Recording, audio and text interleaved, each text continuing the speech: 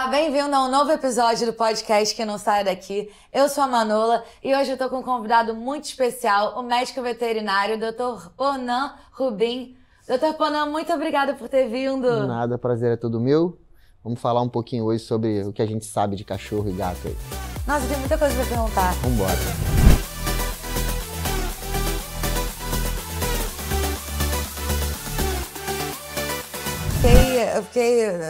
Eu tenho várias curiosidades. Eu adoro cachorro. A gente sabe que hoje em dia, cada vez mais, as pessoas estão deixando de ter filho pra ter cachorro, deixando de ter cachorro pra ter planta, deixando de ter planta pra ter bebê reborn, né? É uma loucura. Mas antes de tudo, eu queria ouvir um pouco da sua história. O que te motivou a ser médico veterinário? Conta um pouquinho pra mim. Então, eu acho que eu descobri que eu queria ser médico veterinário com mais ou menos uns 7, 8 anos de idade, desde muito cedo. Eu venho de uma família muito humilde e a gente, teoricamente, foi criado na roça. Então, eu moro em Vargem Grande há 35 anos. Olha só. E, antigamente, Vargem Grande não tinha nada do que tinha hoje. Eram grandes sítios com alguns aras e algumas mini sítios, pequenas fazendas. E a minha mãe era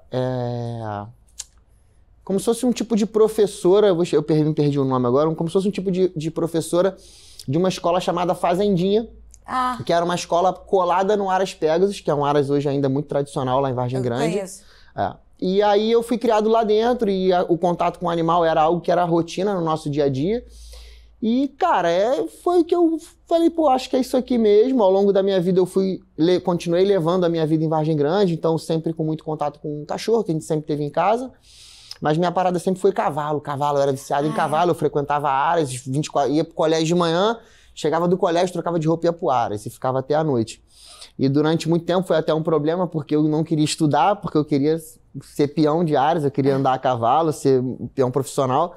E a minha mãe sempre foi ali me forçando um pouco a falar, cara, não é isso. Você pode até ter isso depois como um hobby, mas eu acho que você pode ir muito mais além. O que você acha da medicina veterinária? E aí, ali, a parte final da minha escolaridade, eu busquei me especializar. E meu pai meio que falou assim, cara, eu acho que a hora é agora, se você quiser fazer uma faculdade, o papai pode bancar. E aí eu tentei algumas faculdades públicas, mas passei para muito longe.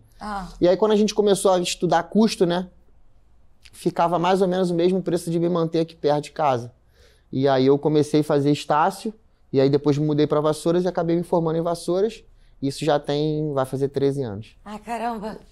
E você atende a todos os animais? Eu agora fiquei na dúvida se você atende cavalo também, ou animais de grande porte? Não, hoje em dia eu atendo pequenos, né, que é cão e gato.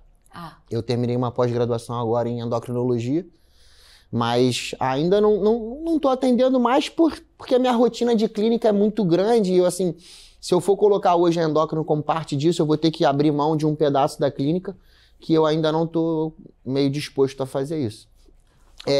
A equinocultura, né, a criação de cavalo e a parte de medicina de equinos era realmente o meu sonho, a minha realização, mas não uma realidade no Rio. Então eu teria que abrir mão de tudo que eu já tenho aqui de estrutura familiar para ir morar no interior. E quando eu fui meio que pensar muito bem se realmente valeria a pena, na época a gente não tinha condição financeira dos meus pais me ajudarem a estarem me bancando longe, e o dinheiro que eu recebia para começar a minha vida não era o suficiente. E aí eu me inseri no mercado de pequenos animais e aí me apaixonei e não consegui sair mais. Porque até então, na faculdade, a gente sempre fica assim, a galera dividida, a galera dos grandes animais, que a gente chama, e a galera de pequenos. Eu sempre fiquei com a galera do grandes, assim, e nunca tinha olhado muito pro lado da medicina de pequenos. Mas depois que eu vi que eu voltei pro Rio, eu falei, cara, eu acho que eu vou ficar por aqui mesmo, é isso que eu gosto. E eu consigo diferenciar muito a medicina do amor. Eu acho que o equino era muito amor, paixão, assim, eu gosto, mas eu acho que eu deixaria muito um pouco o meu lado médico do meu lado amante. E em pequenos eu consigo separar bem isso. Eu me considero um bom médico veterinário porque eu separo muito bem a minha medicina do amor. Então eu não me abalo muito emocionalmente, nem psicologicamente com qualquer caso que chegue, ou às vezes um proprietário que é mais nervoso, mais aflito, mais angustiado, que dependendo de como você está emocionalmente, aquilo abala você, te deixa nervoso e você acaba não conseguindo fazer o que você tem que fazer naquele momento. Eu posso imaginar, realmente é um cálculo difícil de fazer, né, em relação a escolher qual tipo. E é importante ter esse distanciamento para ser médico, ainda mais porque às vezes você vê o cachorro em situação, né, tipo, machucado ou coisas assim, que acaba com o nosso coração, né? Quando eu era criança, eu pensava, teve um breve momento que eu pensei em ser médica veterinária até me tocar, que eu de repente ia ter que ver o cachorro aberto. E tem muita gente, às vezes, que no meio do caminho desiste por isso. Apesar de eu achar que é errado, porque a medicina veterinária, ela não é um cachorro machucado o tempo todo. Existem vários outros ramos. Você pode ser médica veterinária e trabalhar dentro do supermercado. Você pode trabalhar dentro de uma indústria. Ah, é? Você pode trabalhar dentro de um laticínio. Sim, o mercado da medicina veterinária é muito amplo. Entendeu? Não é só saúde, não é só operar, vacinar e cuidar de uma doença. Entendeu? Você pode trabalhar dentro de um laboratório, rodando exame de sangue, trabalhando às vezes com a parte da biomedicina, fabricação de vacinas, né? E tudo mais. É verdade. É mais amplo do que a gente imagina. O que fez você buscar a pós-endocrinologia?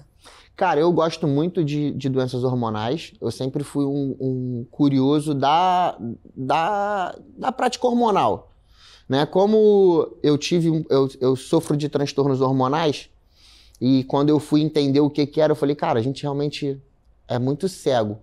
Né? Na medicina veterinária, a gente é muito cego nas doenças hormonais. Isso de uma maneira geral. Existem ótimos especialistas, mas se você for pegar a endocrinologia veterinária, ela é muito recente.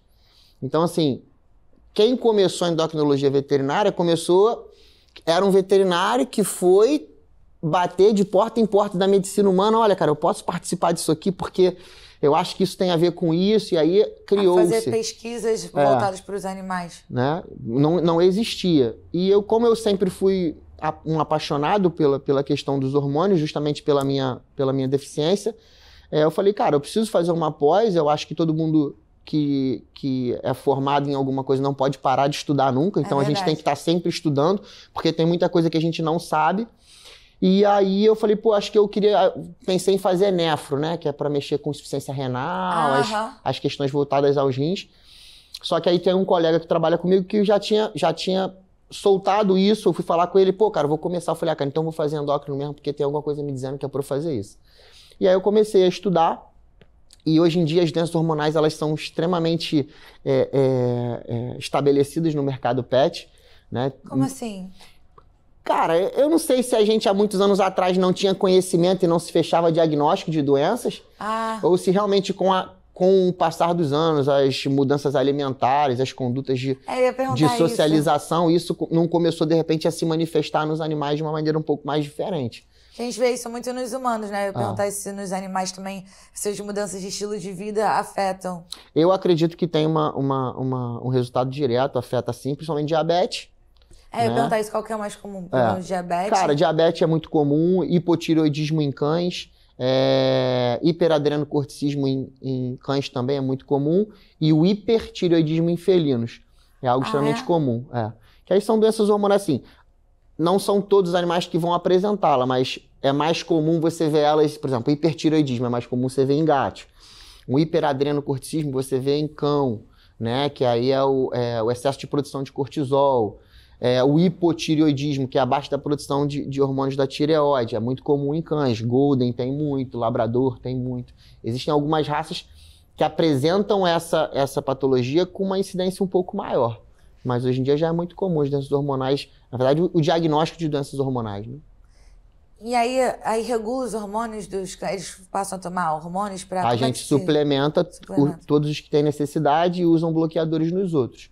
Os que têm hiper, a gente entra com medicações que vão reduzir a produção, né? E os que têm hipo, a gente dosa o hormônio e vê a quantidade que eles têm que tomar. E aí regula isso tudo. Legal. E doutor Pano, você tem cachorro? Tem, 3. Tem 3? Tenho 3. Qual o tipo de cachorro? Eu tenho uma Fox Paulistinha, que é hoje a minha primogênita, né? A mais velha. Quantos anos? Ela deve estar... A gente pegou ela da rua.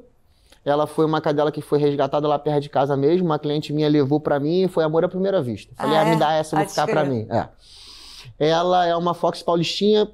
Eu classifico ela como uma Fox Paulistinha pura, mas ela é um pouquinho menor do que o padrão atual. Ela tem menos osso. Ela é entre um Pinscher e um Fox Paulistinha, mas ela é tricolor, é linda. E tem 2 chihuahuas que eu ganhei de uma cliente amiga minha. Que essas, assim, a gente até colocou o nome de Regina e Tereza, mas elas estão meio avoadinhas assim. A gente acaba chamando de cachorro mesmo, que é o jeito que elas não obedecem. Aí é cachorro. Que elas não atendem se chamar de... Cara, não, elas vivem no mundo dela à parte. Parando pra pensar, não sei se os meus atendem também direito. Eu acho que eles devem achar que isso aqui é o nome deles. Como é que você vê esse relacionamento entre os cachorros e os donos hoje em dia? Você já tá nesse ramo aí há uns 13 anos, você tem visto mudanças, varia muito de dono para dono? Eu acho que varia muito de dono para dono, mas eu acho que ao passar dos anos agora a gente acaba percebendo que a grande maioria das pessoas que são amantes de cães não são aquelas pessoas que têm cachorro em casa, são as pessoas que têm o cachorro. Quem tem o cachorro cuida. Tem gente que tem o cachorro para ficar lá, eu tenho um sítio, o cachorro é cachorro de sítio. Esse cachorro dificilmente vai ser um cachorro que vai dar problema, porque essa pessoa não vai nem procurar saber se tem, né? Mas hoje em dia, com essa proximidade que os cães tiveram da gente, né? A gente tirou os cães do quintal e acabou colocando eles muito dentro de casa. Se você for olhar a quantidade de pessoas que têm cães hoje no apartamento, é enorme também. Antigamente, poucas pessoas tinham cães, principalmente cães grandes, né? Isso eu acho que traz benefícios, porque eu acho que a gente aprende muito com os animais todos os dias, né? Eles, independente do jeito que você chega em casa, você nunca viu um cão de mau humor, né? Verdade. Se você chega com uma ração ruim ou com uma ração boa, ele vai te receber da mesma forma, não reclama se você esquecer de colocar ração ou esquecer de colocar água. Você vai chegar em casa, ele vai estar cheio de sede, a primeira coisa que ele vai fazer é falar com você. Eu acho que esse é uma forma de cuidado que eles têm com a gente, que a gente nunca vai conseguir ser capaz de retribuir, tá? Eu ouvi uma vez que os cães vivem menos tempo do que a gente, porque eles já nascem sabendo amar. Eu gosto de usar muito essa frase, porque eu acho que o cão vive menos, porque quando a gente decide ter um cão, a gente, por exemplo, eu faço tudo pelos meus cães. Eu deixei me atrasei uma viagem esse dia porque minha cachorra estava passando mal. Eu tive que levá-la de madrugada para o hospital. Eu amo e faço de tudo por ele. E se eu morrer, será que a pessoa que vai cuidar vai ter o mesmo cuidado? Então, assim, eu acho que isso proporciona com que a gente consiga ter capacidade de ter várias experiências com cães diferentes. Eu acho que isso é importante pra gente, né? E eu acho que cada cachorro tem a sua história individual, o seu comportamento individual, e aí você conseguir conviver com essas individualidades é muito interessante. Cada um tem seu jeitinho, sua personalidade. Esse até foi um problema pra mim uma vez, porque eu uma vez perdi um cão que eu gostava muito, estava comigo há mais de 16 anos, e aí eu ganhei um outro de presente, só que eu acho que eu ainda não estava pronta, eu esperava que ele fosse suprir, só que cada um é de um jeito, as coisas que eu gostava de fazer com um dá pra fazer com o outro. Então, ter essa clareza é importante também, né? Às vezes quer tapar um buraco emocional com o outro, mas também, por exemplo, eu tenho uma amiga que ela tem um gato que tem um nome, e aí conforme o gato vai morrendo, ela só pega outro com o mesmo nome. Já viu isso? Eu tenho um cliente que tem um cachorro que é assim. Eu acho que é a terceira geração de marronzinho dele. E são todos poodles. Todo cachorro que ele tem é marronzinho. E assim, e ele fala, porque eu não quero apagar a história que o cachorro teve na minha vida, e ele cria igual. E o cachorro anda de moto com ele, viaja com ele vai voar de helicóptero, leva o cachorro. E é assim. E é marronzinho, é uma geração de cães com o mesmo nome. E não são assim, filhos do cachorro, né? Cruzei, esse aqui vai ser tipo o marronzinho filho, o marronzinho neto. Não é. Ele trata até o dia do cachorro ir embora, e ele vai comprar outro, coloca o mesmo nome. Eu acho que isso acaba te remetendo a lembranças de outros cães que não vão substituir aquela primeira lembrança. Eu não colocaria, mas aí é uma opinião própria. Eu acho também que, poxa, cada um tem a sua individualidade no que ele não quer apagar do primeiro cachorro, de repente apaga de todos que estão por vir. É, isso aí. E, cara, às vezes você pega um cachorro achando que vai ser igual ao outro e não tem nada a ver. Nada a ver. Eu falo com a Mônica desse cachorro dela, eu falo, cara, não acha que você vai arrumar outro Golden igual a esse não, porque esse é um Lorde. Não tem, eu não conheço um Golden assim. Porque a gente tava falando que o cachorro da Mônica... Ela quer falar sobre esse apego emocional. Ah, tá. Não, assim, é que tem milhões de vertentes que pode chegar. Não é que você falou isso, eu fiquei lembrando do meu primeiro cachorro, que meu primeiro cachorro aconteceu uma coisa um pouco curiosa. Eu queria muito... Cachorro pra criança é um momento, assim, é uma coisa importante. E pega no emocional. Eu acho, assim, eu fui refletir isso recentemente. Eu acho que a primeira decepção que eu tive com os homens foi meu pai mentindo pra mim sobre cachorro. Porque eu pedia tanto pra ele que eu queria um cachorrinho. E aí um dia eu cheguei em casa e ele falou: querida, comprei o cachorrinho pra você. Aí eu, papai. Aí ele mostrou assim o cachorro de pelúcia.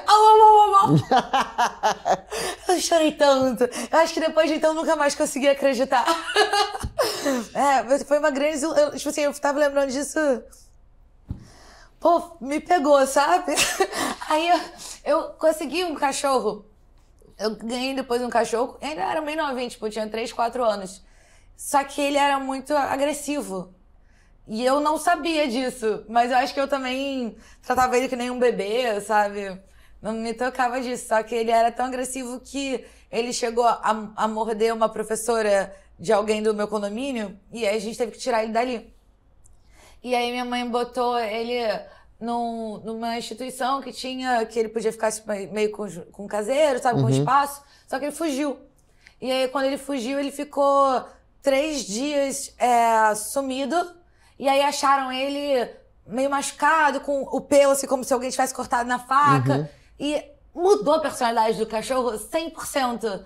Até a gente só sabe que era ele mesmo por conta, tipo, de uma manchinha que ele tinha aqui, o olho. Mas ele ficou, assim, tipo, super medroso, super delicado, mestrezinho, assim. O famoso deixa na rua que a vida, que a rua cria, né? Mas assim, a personalidade mudou.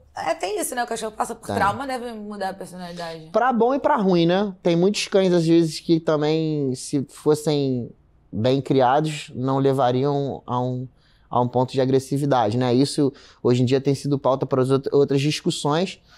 Esse dia eu estava até conversando com uma amiga minha que é repórter, ela me ligou para tirar umas dúvidas sobre a questão do pitbull, que a gente... a gente não, né? Muita gente... A gente reprime, é muita gente, né? A gente reprime demais, demoniza a raça.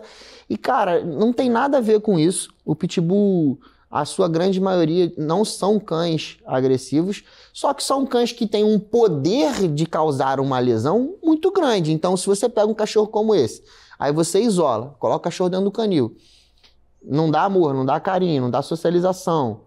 Esse cachorro, tudo que pode acontecer com qualquer outro, se acontecer com ele, porque não significa que você vai pegar um cachorro como esse e você vai prender e ele vai se tornar um cão agressivo. A agressividade ela pode acontecer com qualquer cachorro, só que quando acontece com o pitbull e ele pega alguém, cara, ele é um cachorro que tem uma força fora do normal. Então, aonde ele morde, lesiona muito mais do que se um labrador morder, do que se um golden morder, do que se um vira-lata morder. É verdade que... Tudo isso, pra mim, é criação. Eu acho que como até no ser humano, desculpa te interromper, até como no ser humano existem seres, né, idiotas, né? Existe o cara que agride mulher, o cara que é psicopata, né? Eu acho que isso o cachorro também nasce dessa forma. Sim. Existe o ser que nasce com um probleminha. E, cara, se você pega esse ser que já nasceu com um problema e dá pra ele uma criação totalmente errada, você vai criar um monstro mesmo. Entendeu? A gente vê também a forma de lidar. Com gente dá pra ver isso mais claro, né? Às vezes a mesma pessoa, quer dizer, 2 pessoas na mesma situação, uma iria usar aquilo pra tipo, melhorar e a outra iria usar isso pra, tipo, ficar mais agressivo. Uma dúvida que eu tenho, é verdade que pitbull, o nome é pitbull porque ele consegue ter a mordida de um touro? Não, a raça... essa correlação eu nunca nem ouvi. Eu vi ou de tubarão, uma coisa assim que era... eu ouvi falar uma coisa assim. Ele tem uma potência na mordida muito grande, mas isso tem a ver com os músculos da bochecha. Tá? Por isso que esses cães... Nos Estados Unidos, o pitbull, as pessoas falam pitbull, existe a raça American Pitbull, mas o pitbull em si, eles são os cães de cabeça quadrada e mandíbula grossa. Né? Todo cão que é cabeçudo com a mandíbula grossa é classificado como um pitbull. Entendeu? É pela característica física. Porque Às vezes, quando eu penso pitbull, eu penso naquele cachorro que é meio... Tipo, o rosto é meio... Esse é o Bull Terrier. Bull Terrier, tá. E quando é American Bully, é aquele quadradão. Então, o pitbull é o Bull Terrier... o quadradão. O Bully, ele é uma variação, né, de cruzamentos que saiu do pitbull. Eles pegaram como se fosse um pitbull com um bulldog então, e aí o clássico é o American Bully que... na verdade, o American Bully é uma diluição do pitbull. Então pegaram o pitbull, que é uma raça pura, né? Hoje em dia já é uma raça pura, veio de cruzamentos, fizeram a raça e aí agora pegaram o bulldog francês e fizeram cruzamentos e criaram um padrão racial American Bully. Interessante. Entendeu? A raça é uma variação dela. O American Bully é uma diluição do pitbull. Foram buscando cães que tinham aquelas qualidades. A gente escolhe. Raças podem ser criadas, né? Então você pega cães de raças diferentes, cruza. Aí você achou, esse indivíduo é o padrão que você quer? Não, eu quero mais característica do pitbull. Aí você pega aquela mesma raça e volta o pitbull. Aí você vai diluindo a raça no padrão que você quer. E depois você cruza indivíduos que são mais parecidos. Porque se você olhar o American Bully, existe American Bully Pocket, micro, até o enorme, o large. E todos são American Bully. Só que você não vê um Golden Retriever Pocket. Golden é Golden, Labrador é Labrador. Essas diluições essas classificações eles conseguem fazer porque ainda não existe uma determinação racial. Olha, esse é o padrão do American Bully. Um pedigree, uma coisa assim, né? Existe só a CBKC, se eu não me engano, não reconhece ainda o American Bully como raça pura. Só a IBC. Existem duas instituições que cuidam do padrão racial.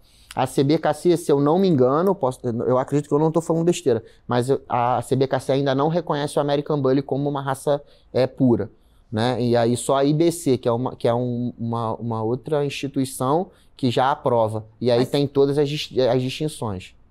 E qual a diferença entre essas duas instituições? Cara, eu acho que Tipo, uma de um lugar, outra de outro? Ou não, ambas são brasileiras, né? Mas eu acho que, assim, uma preza mais pelos padrões, né? De uma maneira geral. Mais tradicionais. E a outra eu acho que é uma instituição mais nova. Não tem nada, alguma coisa internacional que junta tudo? Tipo, então um cachorro, uma raça pode ser reconhecida aqui, que não é reconhecida fora? Então, existem instituições mundiais, né, que a CBKC se engloba dentro das leis dela e das regras. Tá. Entendeu? Entendi. A CBKC, ela é um padrão mundial, só que é uma instituição brasileira, né? Entendi. Quando você diz a questão da agressividade, você diz isso numa questão, tipo, de geral, de preconceito em relação a que as pessoas têm com pitbull? Ou em relação a quando as regras de usar focinheira, esse tipo de coisa? Eu acho que é mais geral. Eu acho que as pessoas realmente ainda têm esse folclore sobre a raça, que é uma raça perigosa, que é uma raça que morde todo mundo e que ataca, tá? E eu acho que existe um erro por parte dos proprietários também, que existe uma lei, né? E leis foram feitas para serem seguidas. Se você escolhe ter um pitbull, né, você sabe que é uma raça que naquele determinado horário tem que estar de enforcador, tem que estar de focinheira, né? Se você sabe que o seu cão é um cão que não se tornou um cão muito sociável, não tem necessidade nenhuma você sair e frequentar um parcão, ou você ser um cara que não tem uma estrutura residencial para ter um cachorro como aquele, se você não tem um muro alto, se você não é uma pessoa que tem controle com o portão. Só que eu acho que o ser humano ele não está preparado nunca para pensar no que ele quer. Ele decide, eu quero, eu vou e compro. Eu vou e consigo, né? E aí as pessoas, elas pegam, eu sei porque eu vivo isso 24 horas do meu dia. Chegam pessoas na clínica com filhotes de pitbull e você olha assim, você vê que a pessoa não tem noção do que ela pegou. Não é? Eu acho que todo mundo que vai ter um pitbull tem que entender o que é a raça. Ela é uma raça problemática? Não. Mas se ela for, você tem condição de dominar um cachorro como esse? Né? Durante a minha vida inteira a gente teve pitbull na minha casa. A gente sempre teve, que a gente morava num sítio grande lá em Vargem Grande.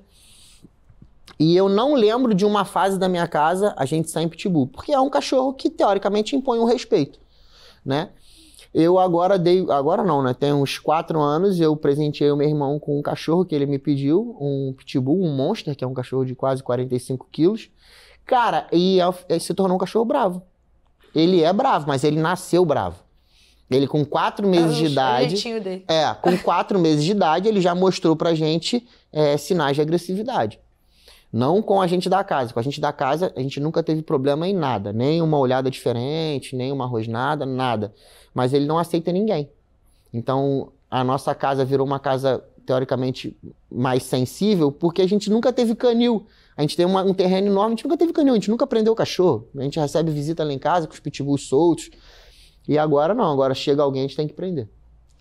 Entendeu? Aí minha mãe vai até passar agora por umas aulas com um especialista em comportamento animal para poder ajudar a minha mãe, o meu irmão e o meu padrasto a tentarem fazer uma socialização, pelo menos para que o cachorro não fique tão preso, né? Que a gente tem caseiro, então o caseiro tá lá em casa cortando a grama, ele tem que estar preso. Tem a questão do jeitinho do cachorro, mas no geral, muito a questão é mais o dono também, né? Às vezes, tipo, o que você falou de a pessoa sabe que tem um cachorro agressivo e leva para um lugar público. Eu penso isso muito em relação a mim com os meus cachorros, porque eu não sei, não soube treinar eles. Tipo, eu tenho um cão de cristinês que é tipo, eu queria pra ser meu cachorro de bolsa, sabe? Eu queria, né? Que ele fosse assim. Só que não dá, porque ele, tipo, late pra todo mundo, ele sente que ele é o cão de guarda da casa. Minha mãe até chama. É o nosso rapaz, é o cão de guarda da casa, desse tamanho. E eu tenho uma Golden, que é um amor, ela é toda, tipo, entregue às visitas e tudo. Mas quando eu vou sair com ela pra passear, se eu me distrair, ela vai tentar morder o cachorro. Eu nunca vi ela, de fato, mordendo. Mas o suficiente pra me assustar. Eu acho que todo mundo, tá? Eu acho que toda pessoa que escolhe ter um cachorro, eu não acho que você tem que adestrar o seu cão, mas eu acho que você tem que ter uma aula com o adestrador. Todo mundo. Eu acho que isso tinha que ser uma regra. A gente vai fazer. Porque existem detalhes na criação, na doutrinação de um cão, que a gente, pelo nosso amor, a gente não faz. Entendeu? Eles dois não têm paciência mesmo. E só que eu acho que a gente, o cachorro late uma vez, duas, aí enquanto é filhotinho se acha bonitinho, só que se você tivesse corrigido naquele momento, né, você não teria tanto problema. Eu acho que aquele senta, fica, deita, né, eu acho que aquele cachorro que sabe andar na guia, não é um cachorro que você coloca na guia e ele te leva pra passear, né? Você passeia com ele. Eu acho que isso é muito importante. E eu acho que são atividades que realmente a gente não faz. A gente não tem a paciência, a gente faz uma vez, duas, daqui a pouco não quer mais fazer, esquece, entendeu? E aí fica irritado, o cachorro não sabe lidar, a gente mal consegue controlar os nossos comportamentos. Isso aí. Que dirá dos outros, né? Mas uma coisa que eu vejo grave nisso, e que eu acho que nisso das pessoas se apegarem mais com os animais piora, o cachorro latir e tem gente que pensa, não, mas ele sabia o que ele estava fazendo, ele deve ter sentido alguma coisa. Já viu? Já viu gente assim? Assim, os cães não latem à toa, mas existem cães que são mais barulhentos, tá? Existem cães que, ou por uma característica deles mesmo, são cães que fazem mais barulho. Os terriers, não é? Tem um terrier por isso, não. Cara, só que eu acho que, dependendo de onde ele é criado, não late muito. Eu nunca tive um cachorro barulhento. Mas se você entrar na minha casa, desde a minha época de moleque com a minha mãe, a nossa casa é uma casa silenciosa, a gente é uma família que fala baixo, ninguém grita. E eu acho que o cachorro entra um pouco nessa questão. Vai pegando nossa energia. Eu nunca tive. Aí chegou essas duas chihuahuazinhas minhas agora, elas são loucas. Mas elas já chegaram grandes, então assim... era delas. Eu não sei se era delas ou se são cães que latem muito. Chihuahua é um cachorro que late bastante. E Spitz é um cachorro que late muito. Entendeu? Spitz late muito, cara. Eu tive uma e era um problema. Poodle também late muito, né? Late. Pinscher late pra caramba. Mas assim, você vê aí às vezes eu tô falando com você, Pinscher late muito. Aí vai falar um cara assim, eu tenho uma que não late. Cara, mas é exceção que uma exceção, a regra, entendeu? Né? Eu sinto assim, eu tive cachorro desde pequena. Eu ganhei aquele cachorro que eu falei, que foi agressivo e depois passou. Aí depois eu ganhei um outro. que era um poodle que morreu muito novo, atropelado, foi horrível. Eu ganhei um outro cachorro. E tanto o primeiro, que era o Toby, e esse último, que era o Bingo, o Toby viveu 18 anos e o Bingo viveu 16 anos. O Bingo foi até engraçado, que ele nasceu no dia do aniversário da minha irmã e morreu no dia do meu aniversário. Caramba! Então eu fiquei acostumada com ter cachorro a vida inteira. E eu fiz uma coisa meio mórbida, que é... Quando eles completaram assim, os 10 anos, eu já comecei a pesquisar qual seria o próximo que eu queria. Aí eu passei assim, uns 6 anos namorando qual seria o meu próximo cachorro. Eu tinha um sonho, ainda tenho, de um dia ter um Saluki, que eu acho que é o cachorro mais incrível do mundo. Só que Saluki você tem que ser avançado de saber lidar com o cachorro, né? Eu acho que existem raças para donos, tá? Existem cães que são específicos para um tipo de dono que nunca vai poder ser de outro. Você tem que entender primeiro o comportamento, se você sabe mesmo da raça, estudar a linhagem, a origem, se é um cão que realmente vai atender aquilo que você quer, se dentro da rotina da tua vida é um cão que você pode oferecer tudo que ele precisa.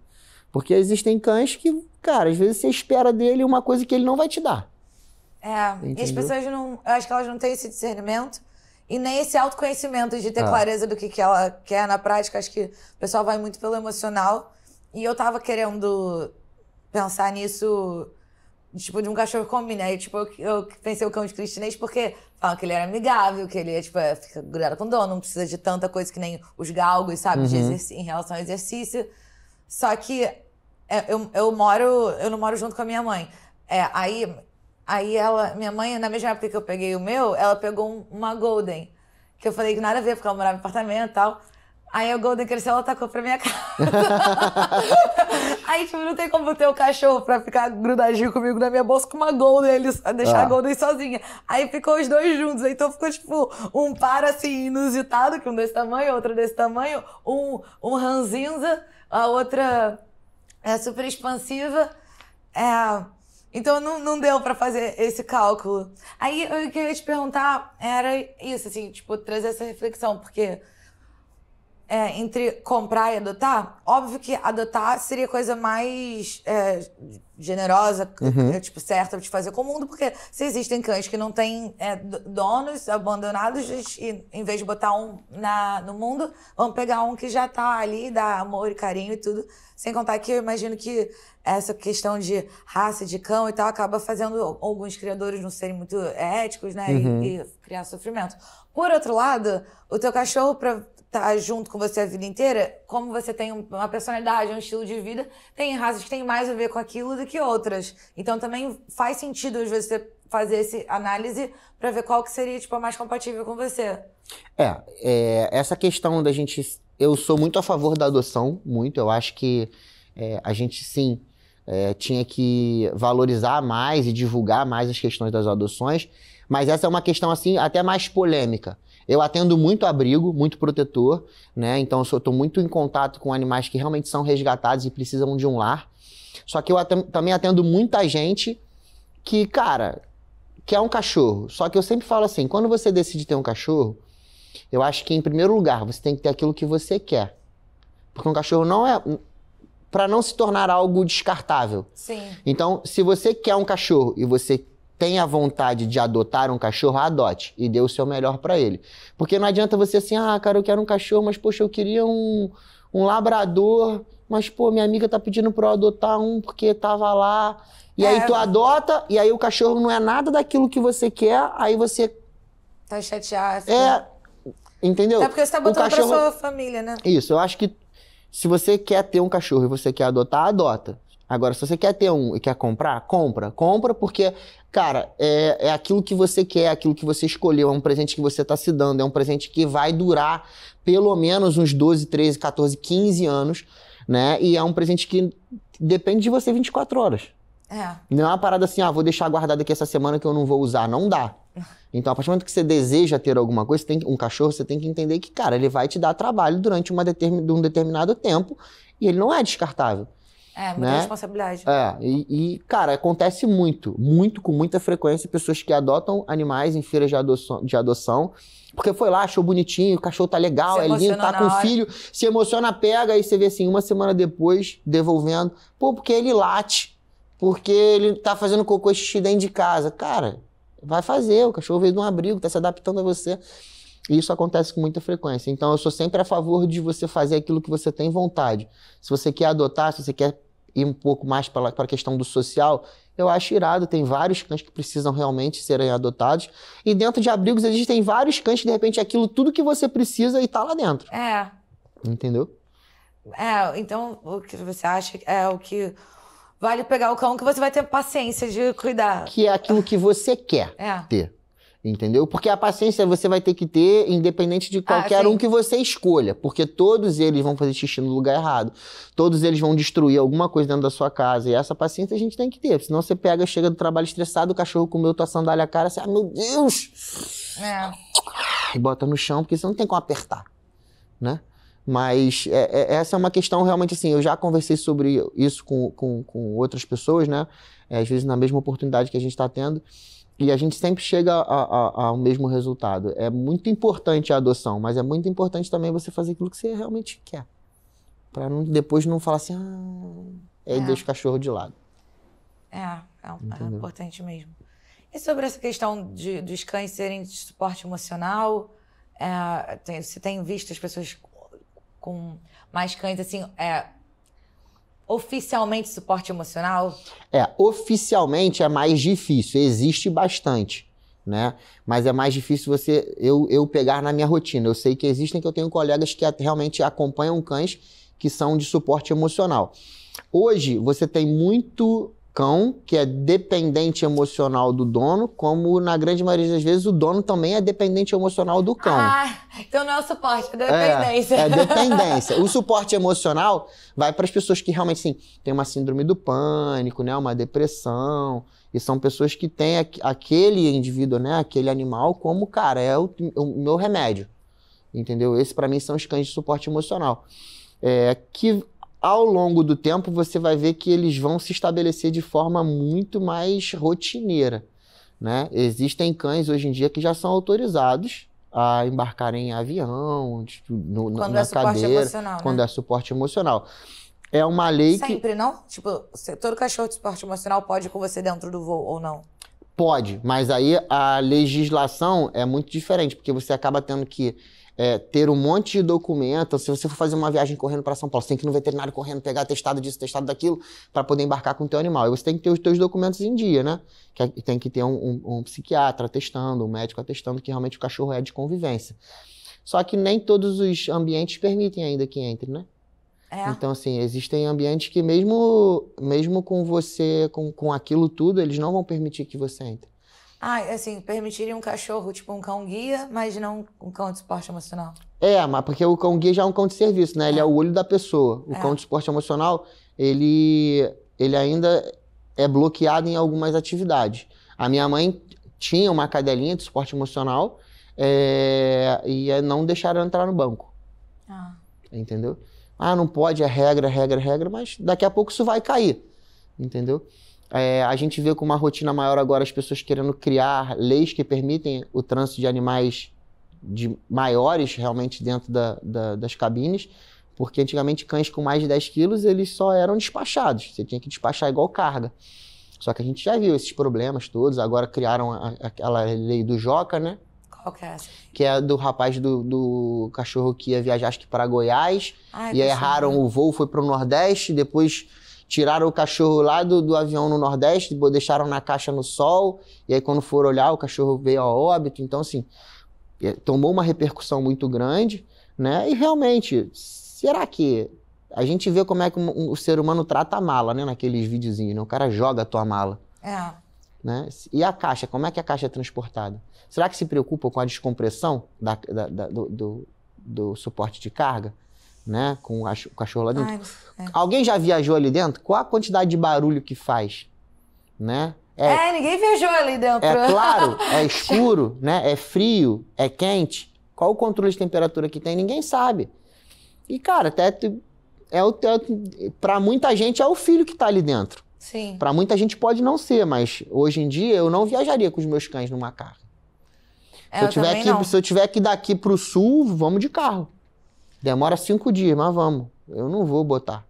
Entendeu? Eu acho que aos poucos as pessoas têm que começar a entender que os cães, eles já estão muito próximos, mas daqui a pouco não vai poder mais haver a distinção.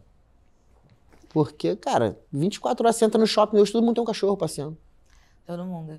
Eu tenho uma amiga que se mudou pro Canadá e ela tem 3 cachorros. 2 Border Collies e um Yorkshire. Aí ela foi... Cada vez que ela ia com... Levava um. pra conseguir fazer isso. E o principal foi o mais velho, que o mais velho realmente não, tipo... Não sei como é que ela fez os outros, mas o mais velho, ela foi com a cabine e aí tinha que fazer como é que é? Fazer uma quarentena em Miami.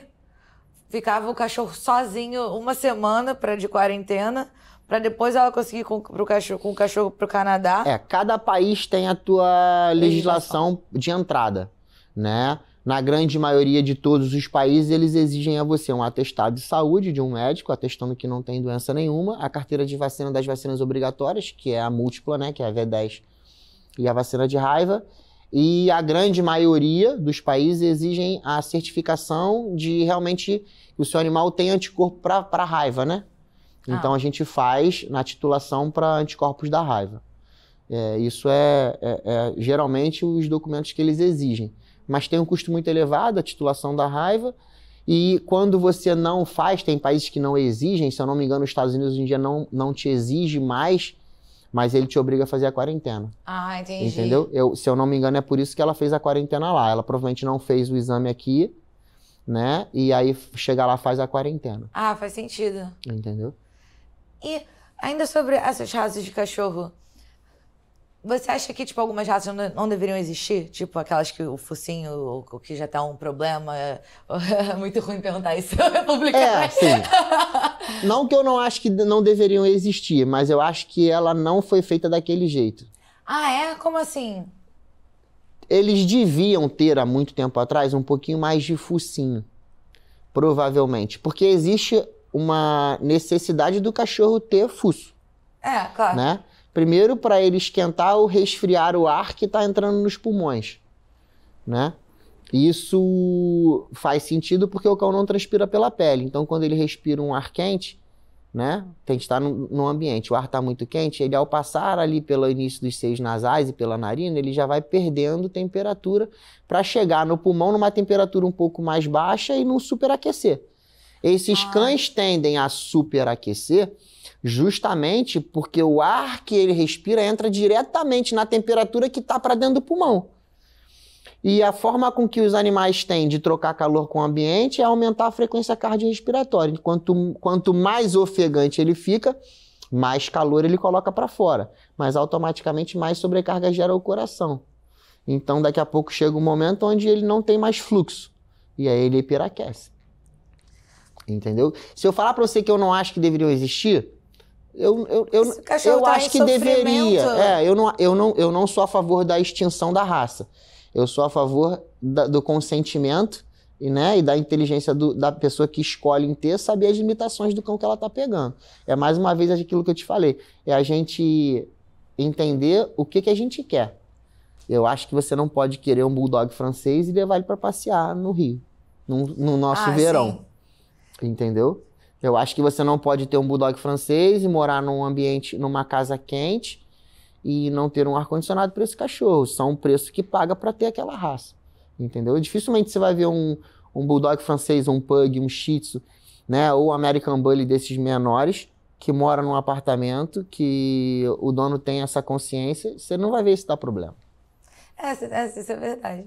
Eu lembro uma vez eu vi um pug na rua, foi horrível, mas também foi um engraçadinho. Ele tava caminhando, não é engraçado. Ele caiu duro, assim, de lado, assim, tipo retinho, porque superaqueceu. Mas isso acontece muito rápido. As pessoas, a maioria dos proprietários, eles não têm essa noção. Eles não conseguem identificar que, cara, tá dando problema, entendeu? Na grande maioria das vezes, o cara chega o cachorro lá pra mim, eu vou tirar a temperatura, tá 42 de temperatura. Aí tu, cara, tem um dia que tu tava passeando na praia, mas cara, você tem um bulldog, você tem um pug, você não pode passear na praia agora. Você pode ir à noite. Ah, pessoal, não tem noção, né, das patinhas. Eu de vez em quando dou umas alfinetadas na galera na praia. Cachorro, tá de chinelo? Aí o cara, eu falei, mas o cachorro não, tá vendo que tá quente?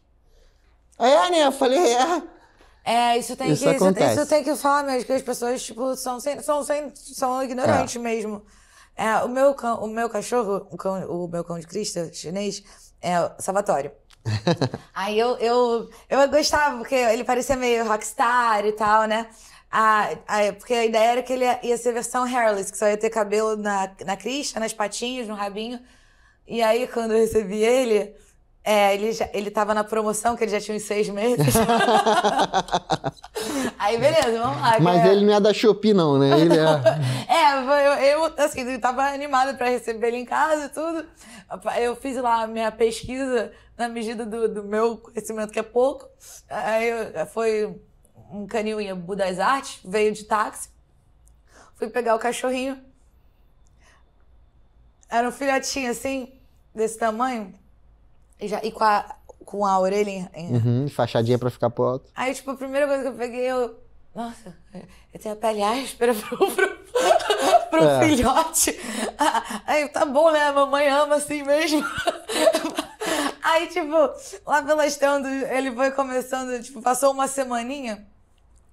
Começou a crescer o pelo dele. Tipo, eles rasparam o pelo do cachorro pra parecer que era hairless.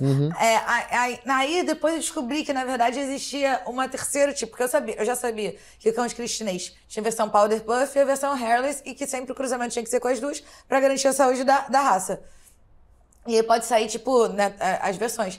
Aí depois eu descobri que existia uma versão chamada hairy hairless, que ele tem uma penugem. E aí que o corte daquela raça seria justamente, tipo, você raspar o pelo do dorso dele e deixar só da crista. Então tava correto, sabe? Eles não, tipo, me enganaram. Mas depois eu pensei que foi a melhor coisa que aconteceu, porque ele tinha aquele subpelo só, então isso já facilitou muito a saúde dele e a vida dele como um todo. Tipo, a gente bota camisetinha nele sempre, tudo, mas se ele não tivesse isso, eu teria que ainda me preocupar com protetor solar, com mais hidratante do que a gente já passa hidratante, mas teria que passar ainda mais. Então tem inúmeros cuidados que eu tenho, qualquer outra pessoa que tem esse cachorro tem que ter. E se for para pensar, foi tipo assim, por mero gosto estético de achar o cachorro rock and roll. Mas a estética é muito nossa, né? Não, total, só minha. Eu pensei, poxa. A estética é uma parada muito nossa. E não só do teu cão, por questões de eu quero um cachorrinho que tenha pelo só aqui, eu quero... Aí chega, cresce, a gente fica frustrado. Mas na grande maioria das vezes também você vê problemas acontecendo no pet, porque o cara às vezes foi tosar e tosou um pouco errado, aí o dono reclama, pô, mas não é... A tosa do meu cachorro não é assim, cara, teu cachorro nem era pra estar tosado, senão o pelo não crescia. O padrão da raça não é nem esse, a gente cria desenhos, né, a coisa da tosa também não seria natural? Quer dizer, alguns são, né? Tem cachorros que você tem que tosar, senão fica mas enrolado, assim... tudo. Pra mim, todos os cães tinham que ter um pelo médio, tá? Eu não acho que, por exemplo, Golden não são cães, não acho que esses cães têm que ser tosados, isso é contra, tá? Não costumam ser, ou são... Tem uma galera que tosa, acha que tá chegando o verão, vou tosar porque vai sentir muito calor. Pelo contrário, acaba de matar o bicho, né? Porque o pelo é um protetor térmico. Pra manter a temperatura como tá. E pra não deixar aquecer também. Então, o sol, quando incide sobre o pelo, aquela camada que ele tem de subpelo e pelo é para também não deixar acometer a pele. Então protege tanto do frio como do calor. A natureza é perfeita. A natureza é perfeita. Então assim, tem muita gente que tosa. O cara pega um show e tosa um show. Mas por que você tosou? Não, porque agora no calor... Falei, cara, mas não é. Ele vai sentir muito mais calor agora do que ele sentiria antes. Então, assim, a gente quer criar dentro da gente a estética do cachorro que a gente quer. Eu vou tosar. E simplesmente tosa. É a questão do conhecimento. A gente quer ter alguma coisa e não tem conhecimento sobre o que a gente quer ter, né? Nossa, é muito bom você falar isso, porque eu acho que muita gente está assistindo a gente e não sabe disso, não vão mais tosar o cachorro aí no verão. E se for tosar, procura saber se pode fazer aquela tosa. Spitz é um cachorro que não pode ser tosado, né? Você tende a causar uma lesão na pele e fazer alopecia. Então, o Spitz, só tesoura, não pode passar máquina. Entendi. Tipo, ele não poder se tosar não quer dizer que não pode cortar o pelinho. Pode cortar o pelo, não pode tosar, passar máquina. Eu vejo muito na internet fazer com aquela redondinha. Uma coisa que me falaram que agora eu quero aproveitar para saber se é um mito, Que eles também falaram que a gente não tinha que se preocupar em botar casaco no cachorro no inverno, porque ele já nasceria, tipo, um subpelo a mais na época do inverno.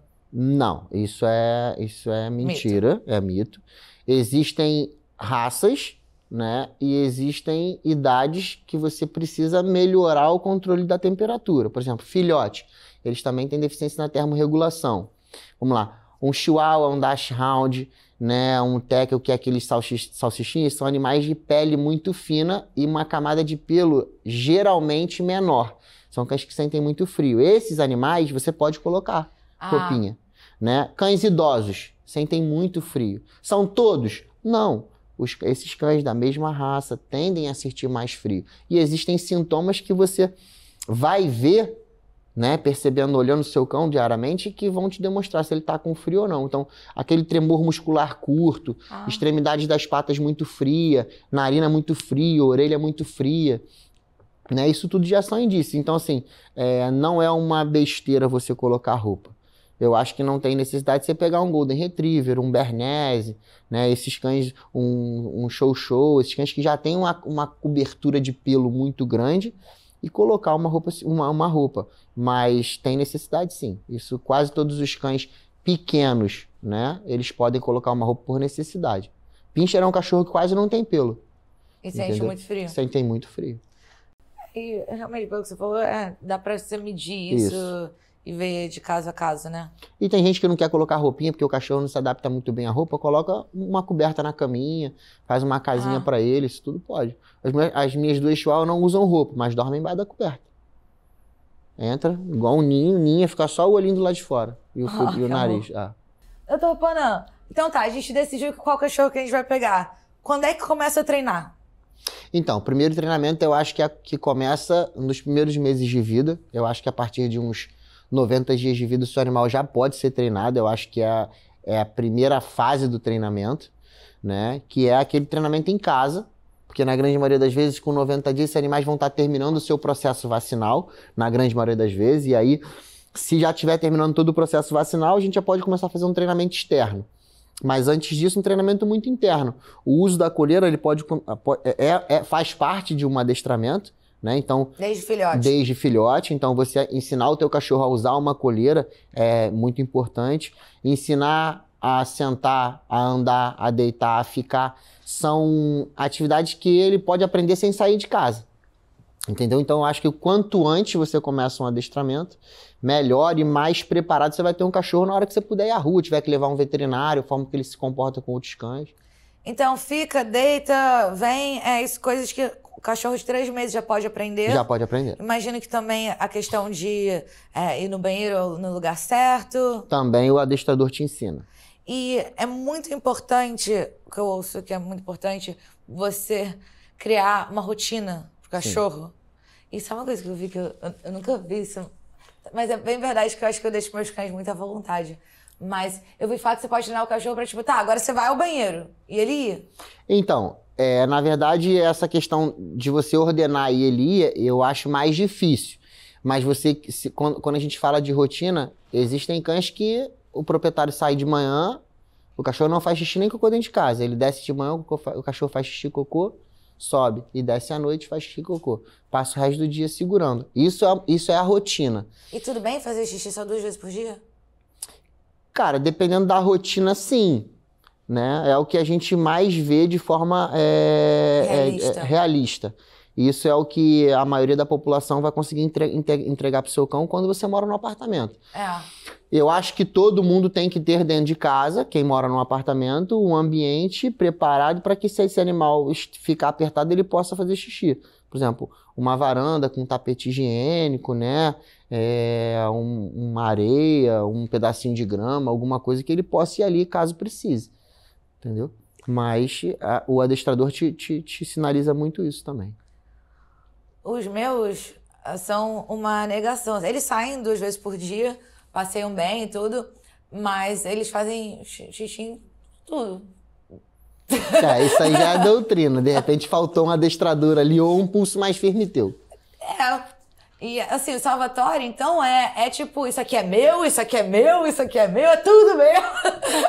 E a Dadá, ela ela entendeu que, assim, tapete é dela. Então, esse aqui é o tapete dela, aquele tapete é dela, aquele tapete... Mas ela faz xixi no tapete dela, assim?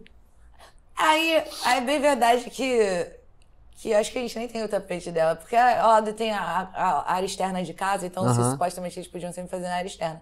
Aí uma amiga minha, que ela tem um hotel pra cachorro e centro de treinamento e tal, ela me indicou ter uma parada, Poxa, eu não sei qual é o nome, o que não tem problema, né, porque acho que é de uma marca específica, que a gente bota o lado de fora e os cachorros, ela falou que é super fácil os cachorros já querendo fazer xixi lá. E...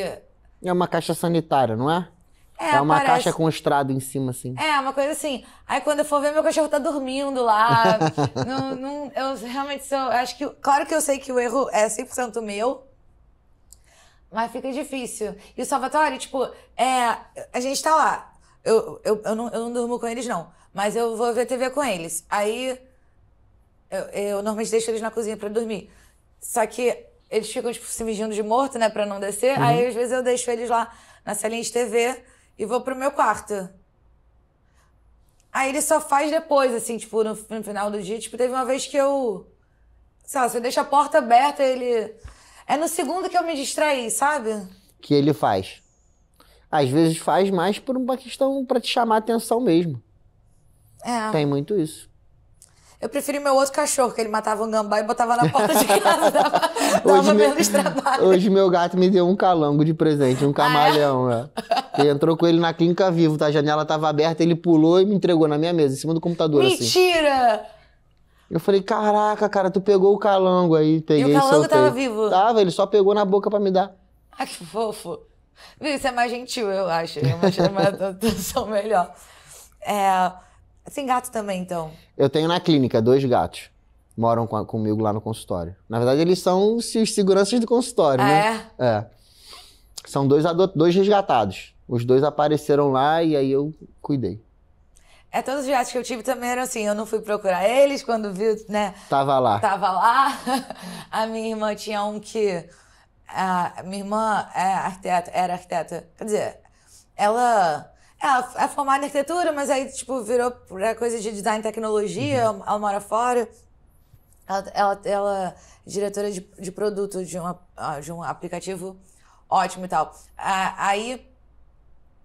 Mas quando ela fazia estágio de arquitetura, ela ia visitar a obra e aí ela trouxe um gatinho pela primeira vez. O gatinho tá com a orelha assim, escancarada, né? Tipo, aí ela falou, não, porque a mãe do gatinho foi morta paulada e o pai do gatinho se suicidou do prédio e aí sobrou só esse gatinho. Todo mundo conta uma história triste pra gente se apegar, né? Total, aí a gente se apegou ao gatinho, ela chamou de gato e depois a gente foi no veterinário, falaram que era fêmea, a gente chamou de Frida, aí depois, não, na verdade a macha chamou de Freud, aí daqui a pouco já cada um chamava de um jeito. E depois o outro agora que eu tenho a Fanny, que ela só, tipo, ficou seguindo a gente, aí a gente chamou um veterinário, foi cuidando e tudo.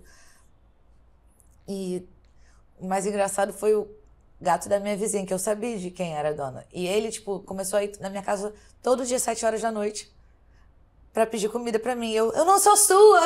Você não é meu! Eu não te devo nada! Ele, nhaque! Aí eu, tá bom. Ele, tipo, marcou minha perna. Eu nunca mais deixei de dar comida pra ele. E gato, cara, começou a ir na tua casa. Se tu botar comida uma vez, ele vai sempre.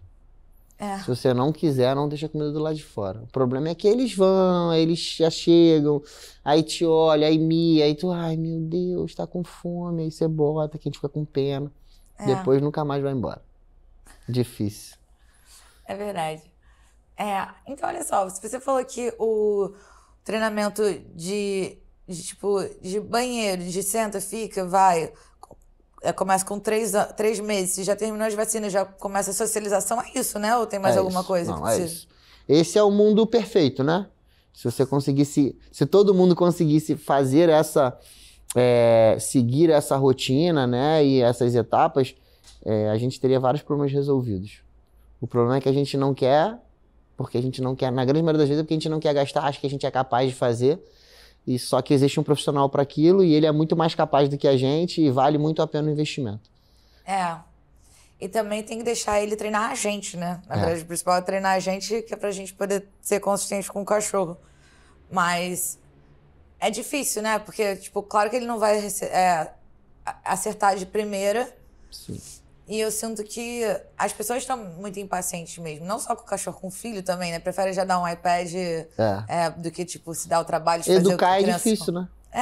E é mesmo. Educar é difícil, é trabalhoso. E a maioria das pessoas hoje não estão afim mesmo. Elas não conseguem fazer com elas mesmas, que girar com os outros, né? Então, é isso. Se não botar se não colocar... Eu sempre falo, cara, se você não tem paciência de você ficar pelo menos 30 minutos do teu dia fazendo isso, contrata alguém pra fazer.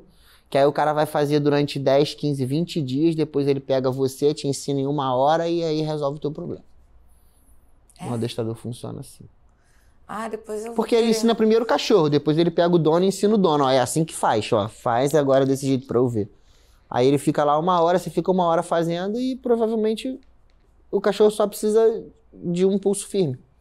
Ele ensina, deixa sabendo. E você só tem que saber falar o que o cachorro precisa ouvir. Qual o nome daquele programa que tinha, cara, que era mexicano, Encantador de Cães? Encantador de Encantador de Cães. Nossa, era muito bom, porque ele falava tipo, coisas incríveis sobre treinamento de cachorro e ele falava que ele usava a mesma coisa com os filhos dele. Porque falou sobre ser firme, ser consistente, mas pra pessoa estar submissa e feliz. e sendo, tipo, obediente e tal. E realmente funciona, né? Porque tem a ver com você dar consistência, disciplina e segurança. O cachorro, acho que ele age com comportamento ruim porque você deixa ele inseguro. Ele não sabe o que vai acontecer antes, não vai acontecer depois. Qualquer um ficaria nervoso na situação dele, né? E sobre corrida de cachorro? Como é que funciona? Você sabe como é que funciona no Brasil? É porque eu gosto muito de galgo. Aí eu fico vendo, tipo assim, se eu fosse... Eu sei que nos Estados Unidos você consegue com facilidade adotar cães de corrida que... Aposentados, que muitas vezes são abandonados, coisa assim. Então, tipo... E quando eles já são idosos, não tem que ficar fazendo muita atividade física, então são... Na verdade, sim. A gente não tem uma rotina muito grande no Brasil disso, né? Aqui no Brasil, a questão de corrida, ela é muito voltada, assim, a nível popular, a corrida de cavalos, né? Não tem de cachorro? Cara, se eu não me engano, tinha em São Paulo, mas eu não tenho certeza se tem ainda, tá? Porque não é muito o meu mundo. Mas são cães que começam de forma precoce na atividade física e se aposentam precocemente também. Então, às vezes, você vai adotar um cachorro com 3 anos, que já tá aposentado, Eu vi no Sul, eu vi que no Sul tinha uma instituição de resgate de cães de corrida. Mas eu tenho uma cliente que ela se mudou, ela tá morando hoje em Singapura, se eu não me engano. Que ela tinha 2 galgos resgatados também de corrida. Um veio da Itália e a outra eu não lembro de onde é que veio, mas eram também, assim, aposentados da corrida. Nossa, eu nunca imaginaria que aposentado com 3 anos igual desgasta muito o físico do cachorro. E começa muito cedo. Por exemplo, os cavalos, eles começam a correr, os cavalos no jockey começam a correr muito cedo, muito precocemente. Pra cavalo também acontece isso? Também acontece. Então, assim, e a quantidade de cavalos atletas é muito maior do que de animais que vão virar reprodutores. Então, esses animais que não atingiram bons resultados, dificilmente eles vão se tornar reprodutores. E é um cavalo muito específico para uma atividade específica. Então, assim, ele não tem tantos fins de uso, né, para o dono da fazenda depois que ele para de ser atleta. Então é muito mais barato ele doar esse animal. Muitos animais são doados para a Polícia Militar. A Polícia Militar do Rio de Janeiro recebe vários animais, né? Justamente são animais aposentados. Animais que correram, animais que não atingiram resultados expressivos e a gente recebe. Entendeu? Entendi. E com os cães funciona da mesma forma. Ou um cachorro que correu, sofreu uma lesão, às vezes rompeu um ligamento e operou. Ele vive normal, mas para aquela atividade já não serve mais. Entendeu? Isso é uma outra coisa que eu acho que talvez as pessoas veem de forma errada ou é uma dúvida que eu tenho, porque já ouvi gente falar que se você for ter vários cachorros, é melhor ter tipo, só um macho e várias fêmeas, porque senão tem mais briga, ou são mais territorialistas. Tem a ver alguma coisa com isso ou não? Tem a ver porque o normal dos cães machos é serem dominantes, né? Então, provavelmente em algum momento, ou quando você colocar os dois no mesmo ambiente, o mais velho vai desde do pequeno dominar o pequeno e mostrar que ele é o dominante, ou pode ser que em algum momento esse cachorro que é um filhote, depois que cresça, tente disputar o território. Isso vai acontecer. É mais fácil você conviver com um cachorro macho e várias outras fêmeas, mas não significa que você não possa ter vários machos no mesmo ambiente. Tudo é questão de dominância. É muito mais fácil você ter uma briga entre dois machos do que uma briga entre duas fêmeas, mas acontece também, tá? Isso não é uma regra, entendeu? Existem fêmeas dominantes que vão brigar e vão praticamente se matar ali por conta de estarem dividindo o mesmo ambiente. É, mas não é tão comum, tá? Porque na história, né, sempre existiu um dominante, né, um macho pro harém de fêmeas dele, e elas se dando muito bem, entendeu? Mas tem brigas também. Dentro de uma matilha, existem hierarquias de fêmea também. A hierarquia do macho, mas as de fêmea também existem, entendeu? Sempre tem uma fêmea mais dominante do que a outra. Sempre vai ter em qualquer ambiente. Eu acho que a Dadá super é mais dominante que o Salvatore na duplinha deles. Uma dúvida também é sobre castração. Tem uma idade certa do cachorro que devia? E também, se em relação à fêmea, eu ouvi falar que é melhor para a saúde da fêmea se você castrar, se você não tem intenção que ela, tipo, já iria. A castração, tanto de macho quanto de fêmea, hoje em dia já abre... É uma pauta boa para inúmeras discussões e cada um interpreta de uma forma. Eu sou sempre a favor de indicar a castração depois que o animal se tornar adulto. Então eu acho que todo cão se torna adulto com 1 ano e 2 meses, 1 ano e 6 meses, ele já vai estar adulto. Porque se você pega um cachorro macho e você castra ele antes dessa idade, você acabou diminuindo toda a produção hormonal que vai fazer com que ele tenha as características de um macho adulto. Você está tirando tudo aquilo que vai estimular o seu crescimento, vai reduzir, na verdade, tudo aquilo que estimula. Então, se você for... eu quero ter um labrador. Um labrador é um cachorro grande, com bastante ossatura, com muita muscularidade, geralmente com um corpo um pouco mais robusto. Se você castra ele muito novo, dificilmente ele não vai atingir aquele nível que ele poderia atingir do cruzamento genético da raça que você comprou. Isso pode atrapalhar a longevidade dele? Eu acho que atrapalha um pouco a longevidade, tá? Porque eu acho... Precisava de músculo, né? Isso aí. Eu acho que futuramente você acaba atrapalhando todo o final da vida. Doenças osteoarticulares, né? Eu acho que você começa a ter um animal com uma musculatura um pouco mais frágil, uma facilidade no acúmulo de gordura, que se ele fosse um animal com uma muscularidade maior não teria tanto. E para fêmeas, eu também sempre indico, quem quer castrar, tá? Eu vou chegar na pauta de falar o que eu acho sobre a castração, mas fêmeas sempre também depois que se tornarem adultas, tá? Justamente... Como é que a gente sabe quando elas... É a idade, 1 ano e 2 meses, 1 ano e 6 meses, dependendo da raça. Tipo, menstruado ou... Não, porque vamos lá, existem meninas que menstruam com 12 anos, isso não faz dela uma adulta. Sim, claro. Entendeu? Ela ainda vai desenvolver muito o corpo dela, mesmo depois dela ter menstruado pela primeira vez, tá? Eu considero a mesma normativa para os cães. Eu não sou a favor nem contra a castração, tá? Quando eu oriento uma castração, o que eu oriento? Olha, existem doenças que quando você castra, você evita que elas aconteçam. Ou você reduz a probabilidade de que elas se desenvolvam, tá?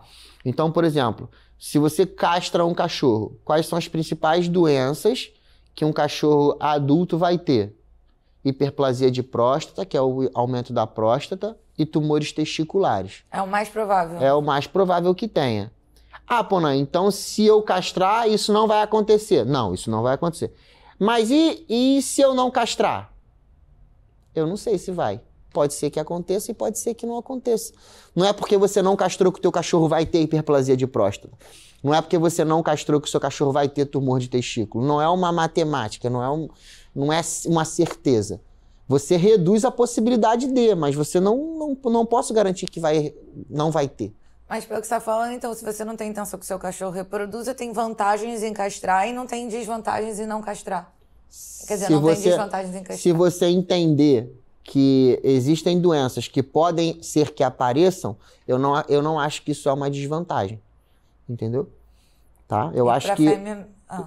E para fêmea, existem doenças que você vai castrar e vai evitar. Por exemplo, hoje as endometrioses, as endometrites, piometras, que é a pior patologia uterina que você pode ter numa cadela, é o que a gente chama de piometra. É uma infecção do útero, geralmente acontece no pós-cio, tá? É uma cirurgia... É bastante comum. É uma cirurgia, é uma patologia que a única forma de você corrigir, ela é cirúrgica. E toda vez que vira uma piometra, é uma cirúrgica emergencial. Quando você descobre, você tem que operar na hora, tá? Então, quando você castra uma cadela fêmea, as doenças relacionadas ao trato reprodutor uterino, você não vai ter mais. Você tirou ovários e úteros. Então, tumores de ovário, ovários policísticos, endometrites, endometrioses, piometras, você não tem mais. Eu te garanto que essas doenças você não vai ter.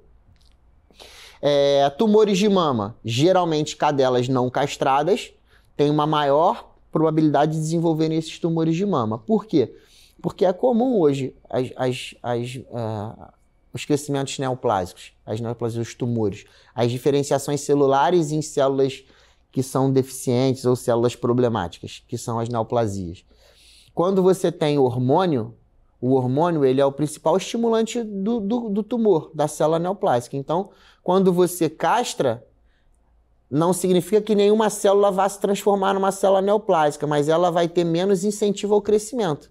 Então, se a sua cadela fosse desenvolver um tumor de mama, sei lá, com 7, 8 anos, às vezes você não vai ver ela desenvolver porque você tirou o estímulo àquela neoplasia, você tirou o estímulo ao crescimento neoplásico, ao tumor.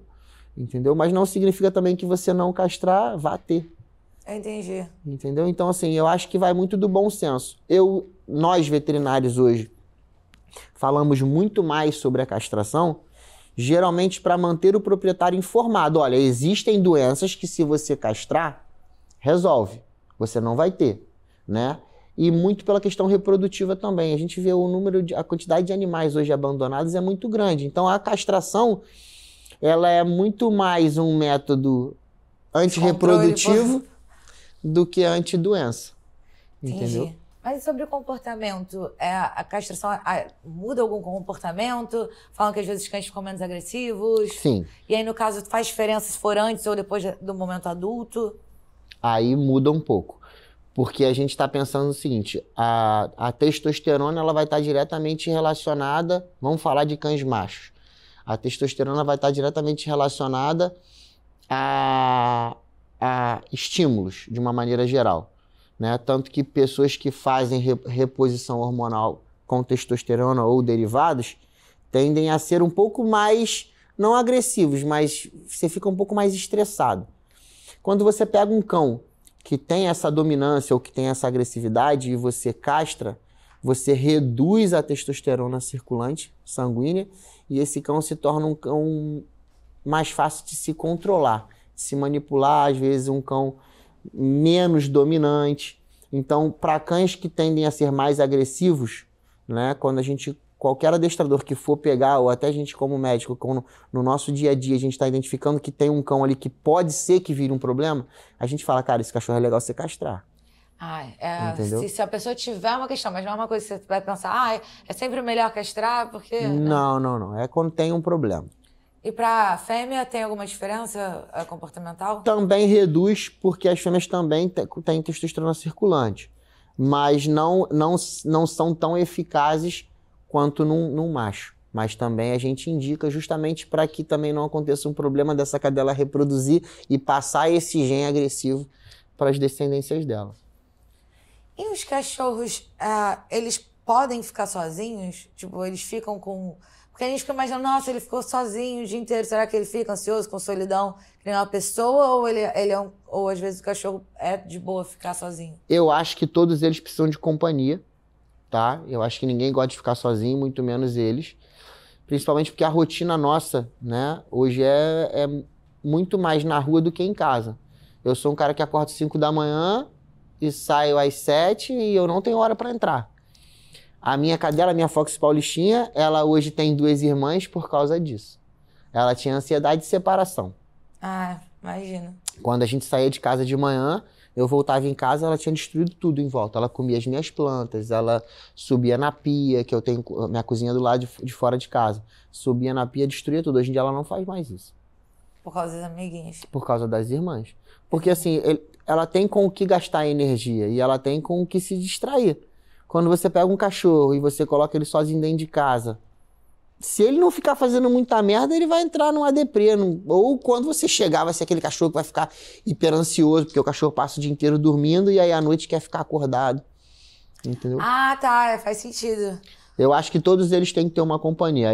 Não é que eu não sou contra, mas eu acho que se você tem uma rotina muito fora da sua casa, eu acho que é bom ter uma companhia, né? Com certeza. Eu fico em dúvida, tipo, meus cachorros, eles têm companhia basicamente o dia inteiro, menos à noite. Mas, e eles têm um ao outro. Uhum. Mas eu fico pensando que a Dada, que é enorme, a Golden, em cima do Salvatore, eu fico achando que, será que ele quer passar 15 anos da vida dele com a cachorra lá enchendo o saco dele? Deve preferir, né, do que ficar sem. Eu acho que sim, né? Eu acho que sim, eu acho que eles gostam da companhia. Independente de qualquer coisa, dificilmente você vai ver eles um dia inteiro morando junto, afastado. Ah, então isso já é a maior prova. Tipo, eu fico preocupada deles estarem se incomodando, porque eles estão sempre lá, um em cima do outro. Então, eles, na verdade, estão felizes. Eu que tô nervosa. Você que tá ansiosa por eles. Eu que tô ansiosa por eles. Olha só, eu achando que eles estão se incomodando. Não, se eles Se eles se incomodaram, cada um num canto. Se eles estivessem incomodados, eles estariam cada um num canto. E se um tivesse perturbando o outro, tivesse muito incomodado, eles já tinham brigado. Na verdade é só uma brincadeira. Eles estão brincando. As minhas cachorras saem na porrada o dia inteiro, assim. Vou fazer um vídeo e vou te mostrar. Ah, eu quero ver. Deve ser a mesma coisa. É a mesma coisa. Eu que não tô ligada. Uma corre, a outra corre e morde, a outra morde também. Ai, elas vão rolando. É o dia inteiro desse jeito. Eu tenho certeza que eu fiz a escolha certa. Ai, que bom. Olha, eu tô muito aliviada de saber isso. Eu fico pensando, nossa, eu destinei a vida do Salvatore a ser importunado para toda a eternidade. Ele gosta. Que bom saber. Com certeza. Se ele não gostasse, ele já tinha dado um chega pra lá nela. Faz muito sentido. E queria sugestão, assim, digamos, se uma família que tem criança, quais raças que são impossíveis, que não podem dar certo, quais raças você indicaria? E caso seja uma adoção, quais cuidados você recomendaria para essa família? Cara, família com criança pequena, eu nunca gosto de cães pequenos. Porque eu acho... A criança vai machucar o cão. Né? E porque são cães muito mais frágeis.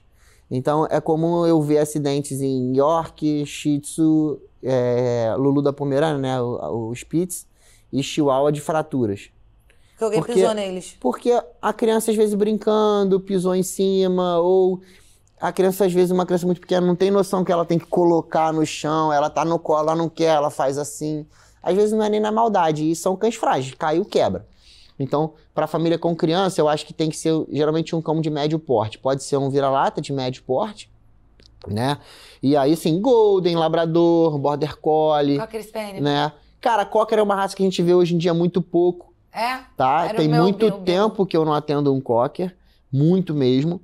São cães pouco tolerantes a crianças também. Ele era meio nervosinho, mas eu adorava. Ele era ciumento comigo, era um apego, era ótimo. Mas assim, e existem raças que eu acho que você tem que ter uma cultura na criação de cães.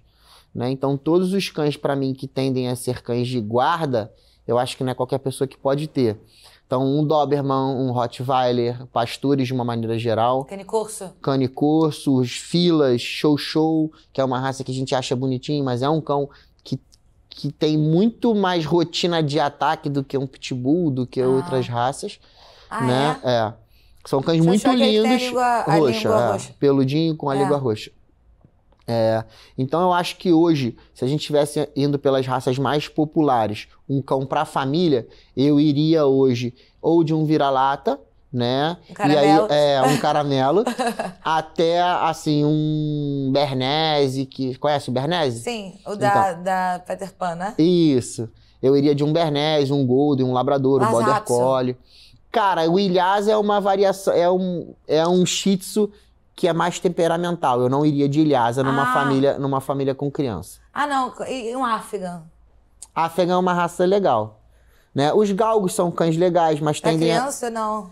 Não. Eu digo assim, pra você ter em casa, né, um cão de família, eu acho legal, mas também são cães que são, cara, muito na dele, são cães mais seletivos. Difíceis de treinar, né? Eu ouvi falar.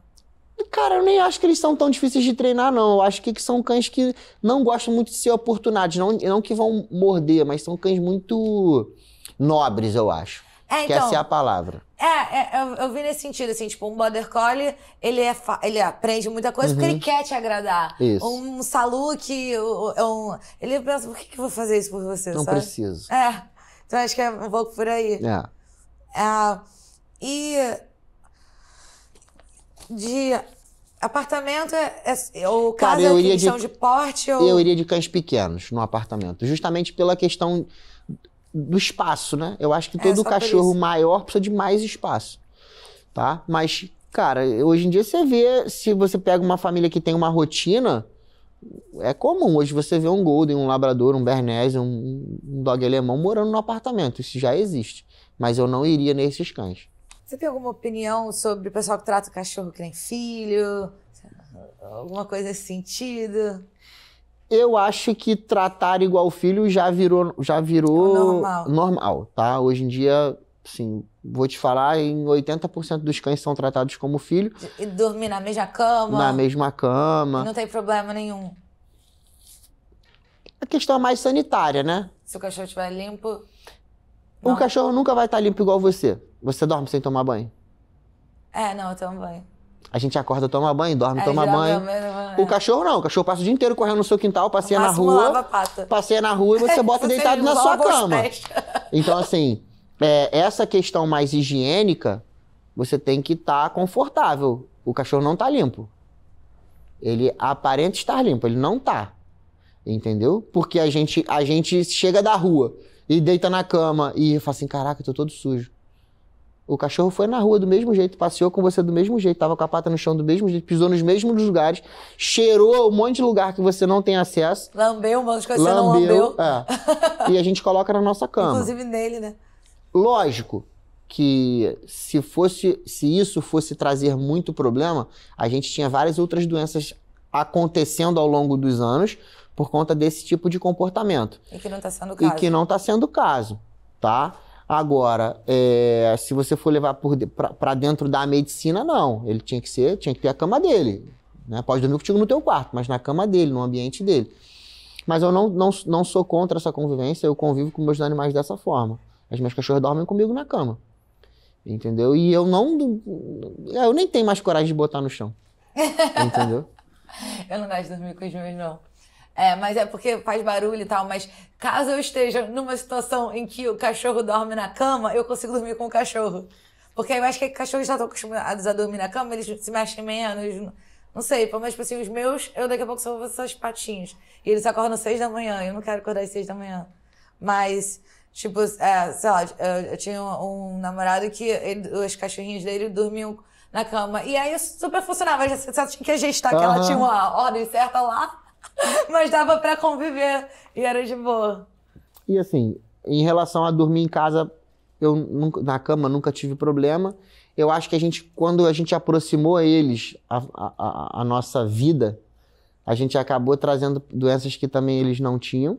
Então, hoje em dia, você vê cães com depressão, cães com ansiedade, cães... Você pegou da nossa energia. Porque a gente passa isso pra eles. Né? A gente tem tudo isso porque a gente vive uma vida corrida, e o cachorro tá ali te olhando e ele fala aí, caraca, e eu tô indo nessa também, e aí você vê. Entendeu? Hoje em dia... Faz muito sentido, porque eles estão lá de boa e eles só vendo, caramba, que ocupado, esse cara tá correndo pra um lado e pro outro. Então, eu acho que a gente acabou trazendo doenças que são exclusivas dos seres humanos e colocando neles. É comum. É comum a pessoa às vezes chegar na clínica com um cachorro, mas pô, não, tá assim, cara, mas como é que é a família dentro de casa? Né? Qual a rotina que vocês têm com ele? Que o cachorro não para, lambe tudo, destrói tudo, tá, mas você anda com ele na rua? Quantas vezes ao dia? Não, uma vez na semana. Não tem como. O cachorro passa o dia inteiro sozinho, aí ele tá lambendo muito a pata. que você faz de diferente pra ele? Eu roo muito a unha. Eu sei que a meu é por ansiedade. O cachorro tá lambendo a pata é ansiedade também. Na grande maioria das vezes é ansiedade. Entendeu?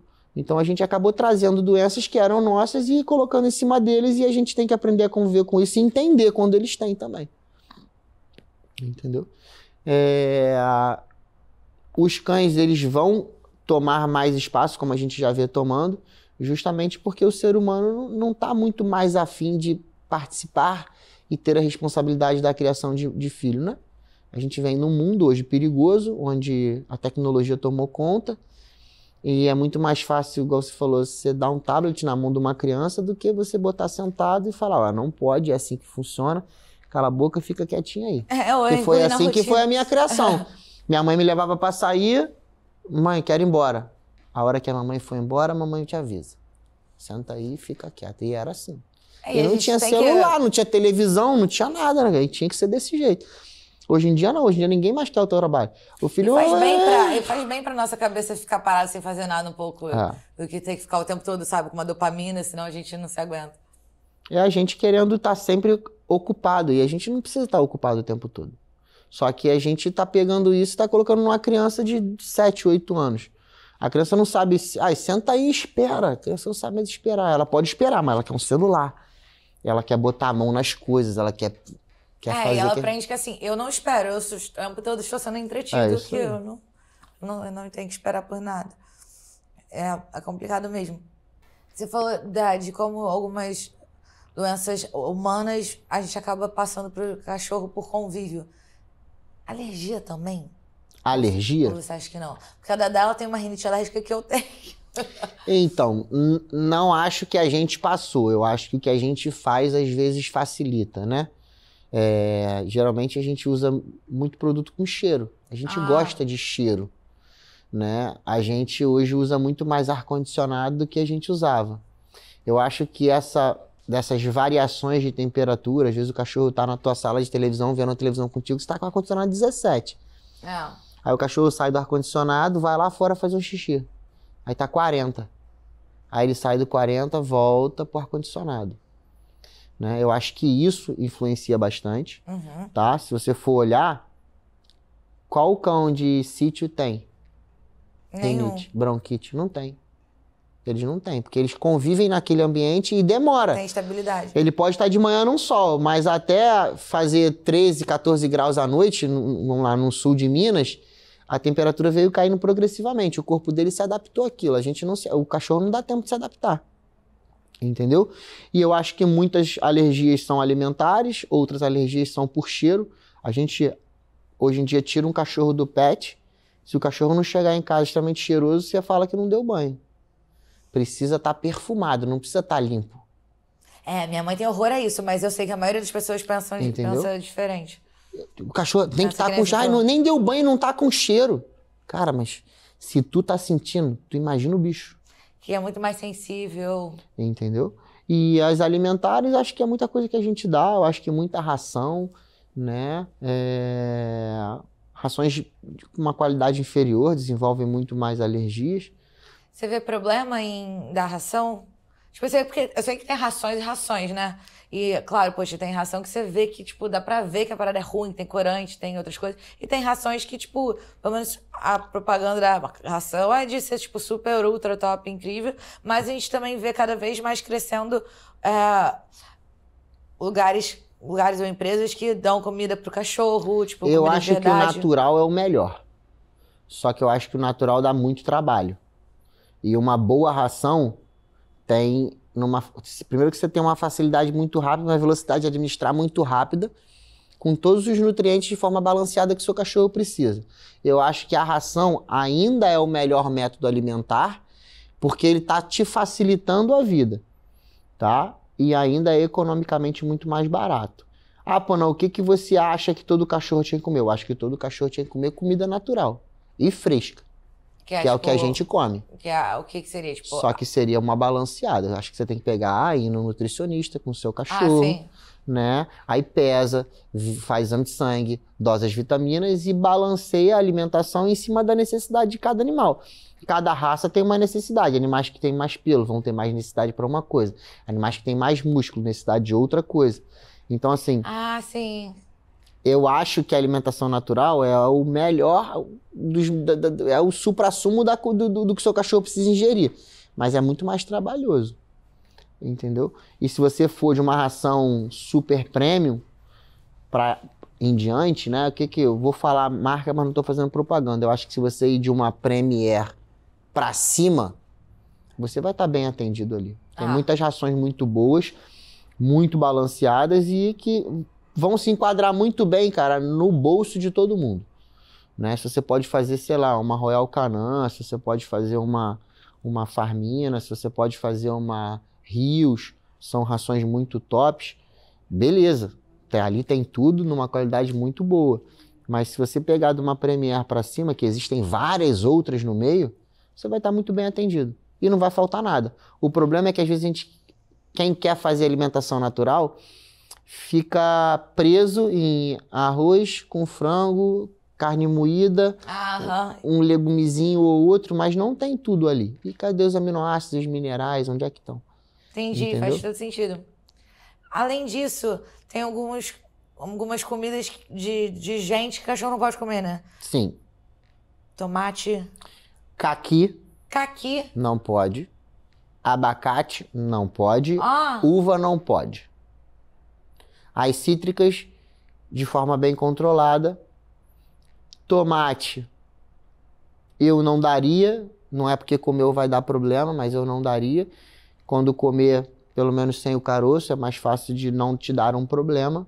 Chocolate, em hipótese alguma. Cebola, em hipótese alguma.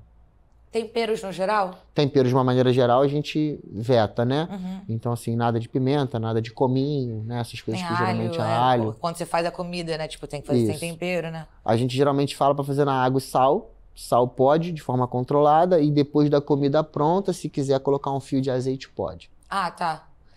Então, de frutas são essas que você falou? Ou seja, banana pode, maçã pode? Banana, maçã, pera, melancia, mamão, melão... Isso tudo melancia? Pode. Tem que tirar o caroço? O ideal é que sim. Tá? Mas se não tirar...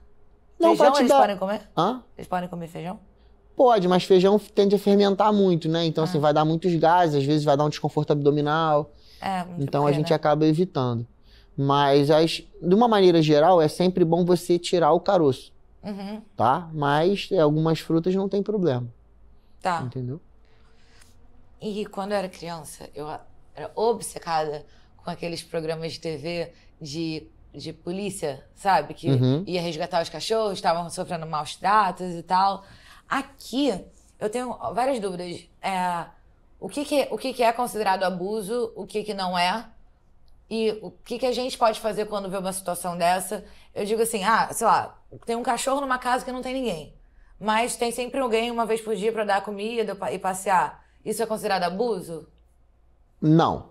Não? Não. Né? O que tornaria? Se ele estivesse sem água, se ele estivesse preso? Maus tratos. Maus tratos, né? É um animal num score corporal, ou seja, mais magro do que o score corporal ideal. Aonde ele não tem uma presença de uma pessoa cuidando de forma rotineira, ou seja, se não tem alguém todo dia indo lá colocar comida e água, tá? E um ambiente sujo. Isso é considerado maus tratos. Mas, geralmente, quando é maus tratos, você vai ver o cara ir lá uma vez por semana, enche um balde, o balde tá verde, cheio de lodo, a ração tá lá, uma ração velha, o ambiente tá cheio de cocô, né? E esse animal, ele sempre vai estar num baixo score corporal, geralmente com algumas dermatites, de umidade, geralmente esses ambientes são assim. Em relação ao que você pode fazer? Cara, a primeira coisa é você tentar denunciar de forma legal, né? De forma legal? Na polícia. Indo na polícia e fazendo boletim de ocorrência. Tá. Né? Como é que você denunciaria de forma ilegal? Não sei se eu entendi. Na verdade, não é que de forma ilegal. De forma indireta seria você entrar em contato com uma ONG que, pelo nome, tem um contato maior, porque a gente ainda tem uma dificuldade muito grande em, às vezes, você ligar para o resgate de um animal e tudo mais. até as pessoas te darem atenção, porque a gente tem várias outras situações acontecendo que são classificadas como mais importantes do que essa. Ah, entendi. Então, às vezes, você liga... Seria pra polícia normal ou seria... Sim, seria na delegacia fazer boletim de ocorrência. Aí você faria na polícia, mas o que você tá falando é que às vezes é melhor buscar uma ONG porque ela vai ter mais influência nesse assunto. Mais influência nesse assunto. Geralmente, os grandes resgates, eles estão sempre ligados a uma ONG. Tem alguma instituição. Né? As ONGs fazem um papel muito importante. Desculpa, o quê? As ONGs, elas têm um papel muito importante na hora de realmente, assim, destruir ambientes ilegais, canis ilegais, resgatar animais de maus tratos. Dificilmente a polícia vai sozinha num ambiente como esse. Geralmente fizeram um contato com a ONG e a ONG, por ser uma instituição maior, com vários outros contatos, acaba fazendo uma operação e vai bater em cima de um canil desse. Tem ONGs aqui do Rio de Janeiro que você recomendaria, que você fala que é confiável? Cara, eu trabalho com algumas. Hoje a ONG que mais atua comigo é a ONG Indefesos, da Rosana Guerra.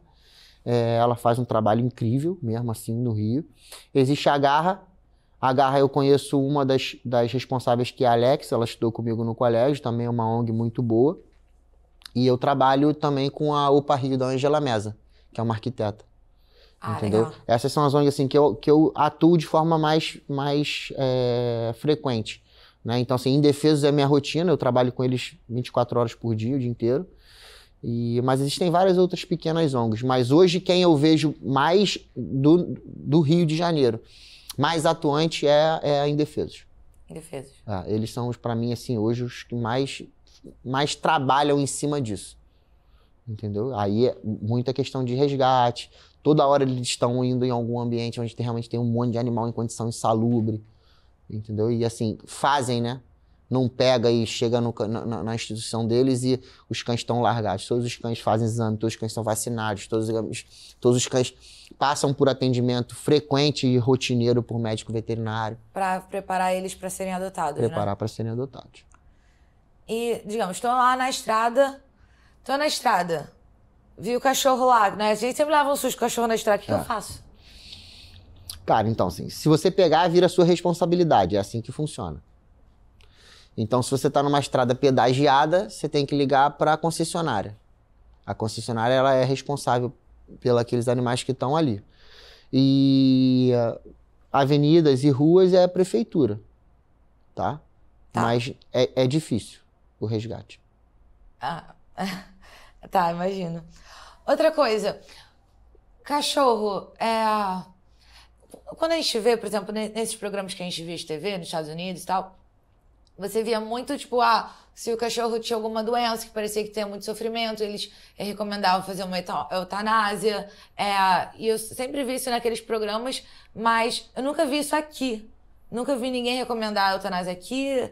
Eu tive uns cachorros que eles ficaram meses antes de morrer sendo internado, sem expectativas de melhora, mas aí o médico só falava que tinha que internar. Então eu ficava com cálculo, será que não era melhor, tipo, o cachorro, sabe, não sofrer aqueles últimos meses do que ficar botando uma internação, sabe?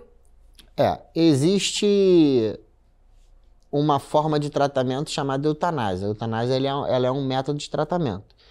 Que método é esse? É quando não tem mais tratamento. Mas ela é uma decisão em conjunto. Ela não é uma decisão da família e ela não é uma decisão do médico, tá? Então a gente geralmente entra num consenso.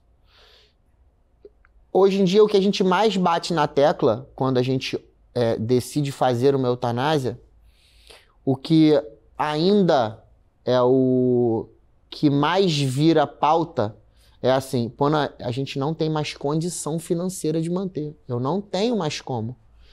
E assim, não é eu não tenho mais como bancar o tratamento. É um cachorro que não tem mais tratamento e a pessoa não tem mais como manter internando. Toda vez que interna, tem custo. Toda vez que interna, tem custo. Então normalmente... então eu não entendi. Eles, tipo, fazem eutanásia só por conta disso? Não, faz eutanásia primeiro porque não tem condição financeira. Então isso acaba que pode ser uma opção. Se o animal for terminal. Se for terminal. Por exemplo, o seu cachorro quebrou a pata, você não tem condição de operar. Eu não faço eutanásia, é um problema seu, é só uma pata quebrada. Vai procurar um público, vai fazer uma vaquinha na internet, né? Mas, por exemplo, o seu cachorro tem um tumor... o seu cachorro tem um tumor no pâncreas inoperável, no baço, já tomou conta de tudo. Não tem o que fazer, não dá pra operar. O cachorro só tá vivo porque tá internado. E tá com analgésico, anti-inflamatório, com antibiótico. Se você tirar dali, vai levar pra sua casa e vai morrer. E você não tem mais grana, será que ali não é melhor a gente fazer uma eutanásia, esse animal, evitar o sofrimento desse animal na sua casa? Porque às vezes o proprietário tira dali e leva pra casa, cara, e o cachorro só sofre. Mas aí, será que faz sentido? Porque eu não sei se eu concordo que o diferencial devia ser se a pessoa tem grana ou não pra manter, porque se tá dando... Eu acho que o diferencial devia ser se o cachorro tá sofrendo e se tem perspectivas de melhora. Então, mas é isso que eu te falei. Toda vez que existe perspectiva de melhora... Toda vvez que existe uma perspectiva de melhora ou de conforto, de conforto, a gente nunca vai... você nunca vai ouvir da minha boca, olha, eu acho que não tem mais jeito, faz eutanásia. Vou falar pra você assim, ó, daqui pra frente é isso aqui que a gente tem pra fazer. Tá? Então, eu preciso te dar toda a segurança, todo o controle, todo o conforto desse animal. Eu só consigo fazer isso aqui dentro. Você quer levar para casa? Quero. Você vai para casa, eu vou te indicar um especialista em medicina paliativa. O que é a medicina paliativa? A medicina paliativa é aquele médico que vai entender a demanda emocional, psicológica da família, a necessidade do animal, vai criar um protocolo para que você trate ele dentro de casa, deixando de lado a questão da eutanásia. Por isso que a eutanásia é sempre uma questão assim, muito difícil da gente abordar. Porque existe a possibilidade de você não fazer.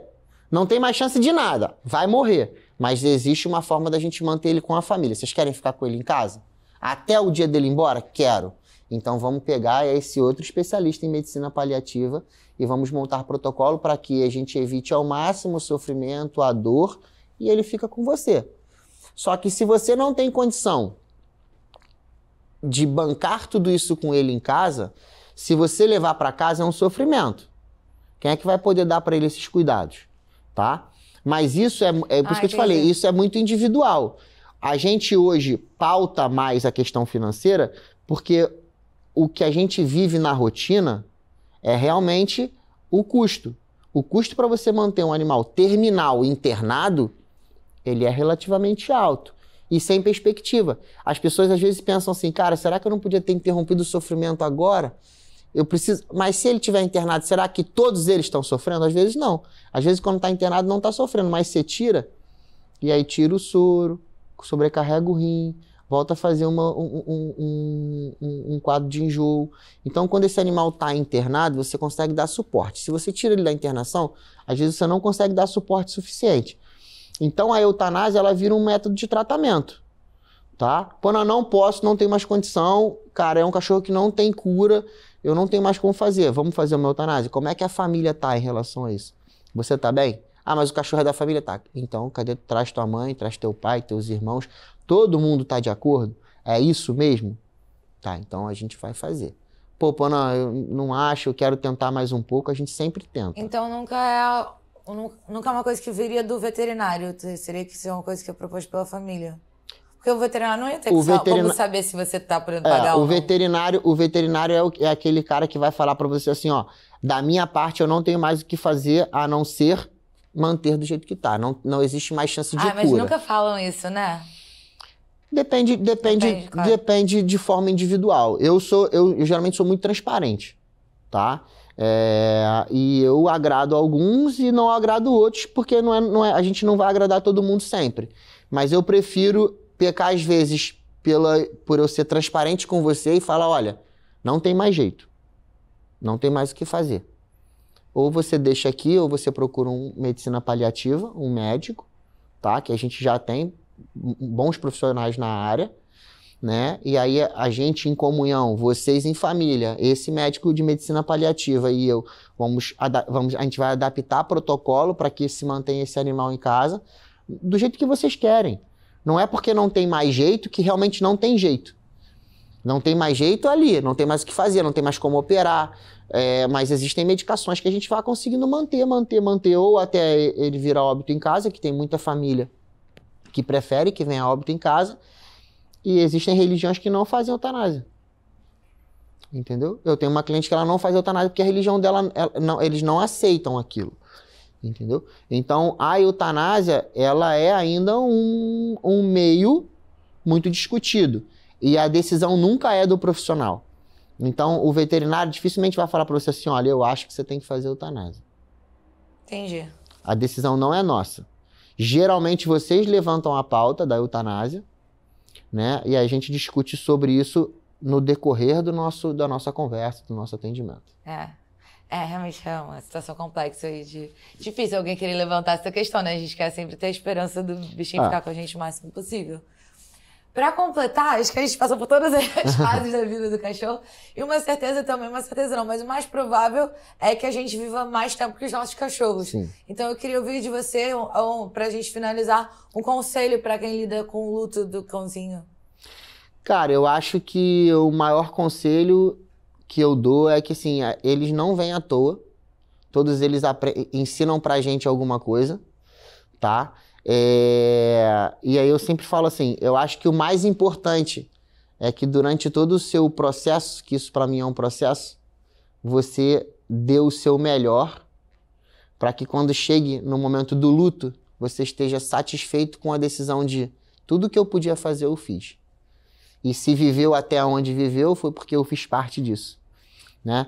Eu acho que você fazer parte da longevidade de um animal, independente se ele morreu de forma mais precoce ou não, sendo que você se dedicou ao seu máximo, eu acho que é o melhor presente que você recebe. Primeiro que ele te ensina durante o período dele todo, né? A idade dele. E quando você se dedica, você se conforta. A gente sempre vai ter a dor do luto. O ser humano é egoísta, a gente não aceita perder nada. Ninguém gosta de perder.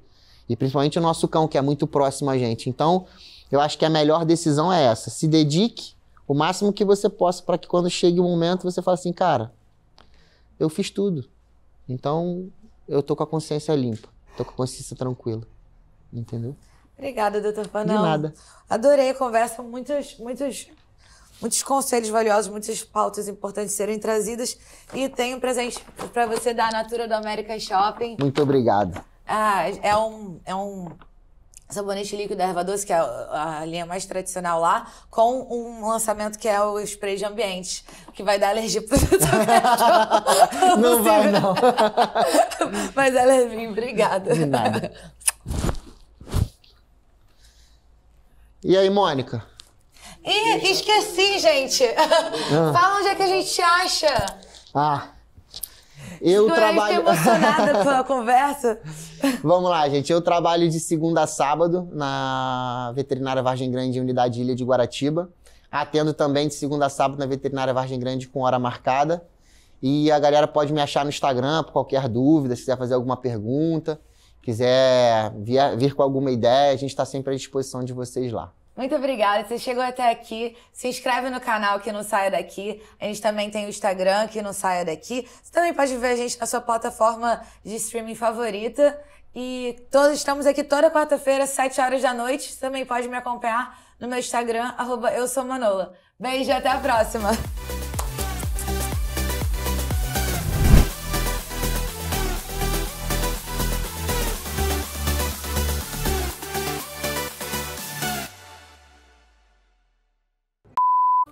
Eu já tava... Eu escutei Não, dá pra ouvir.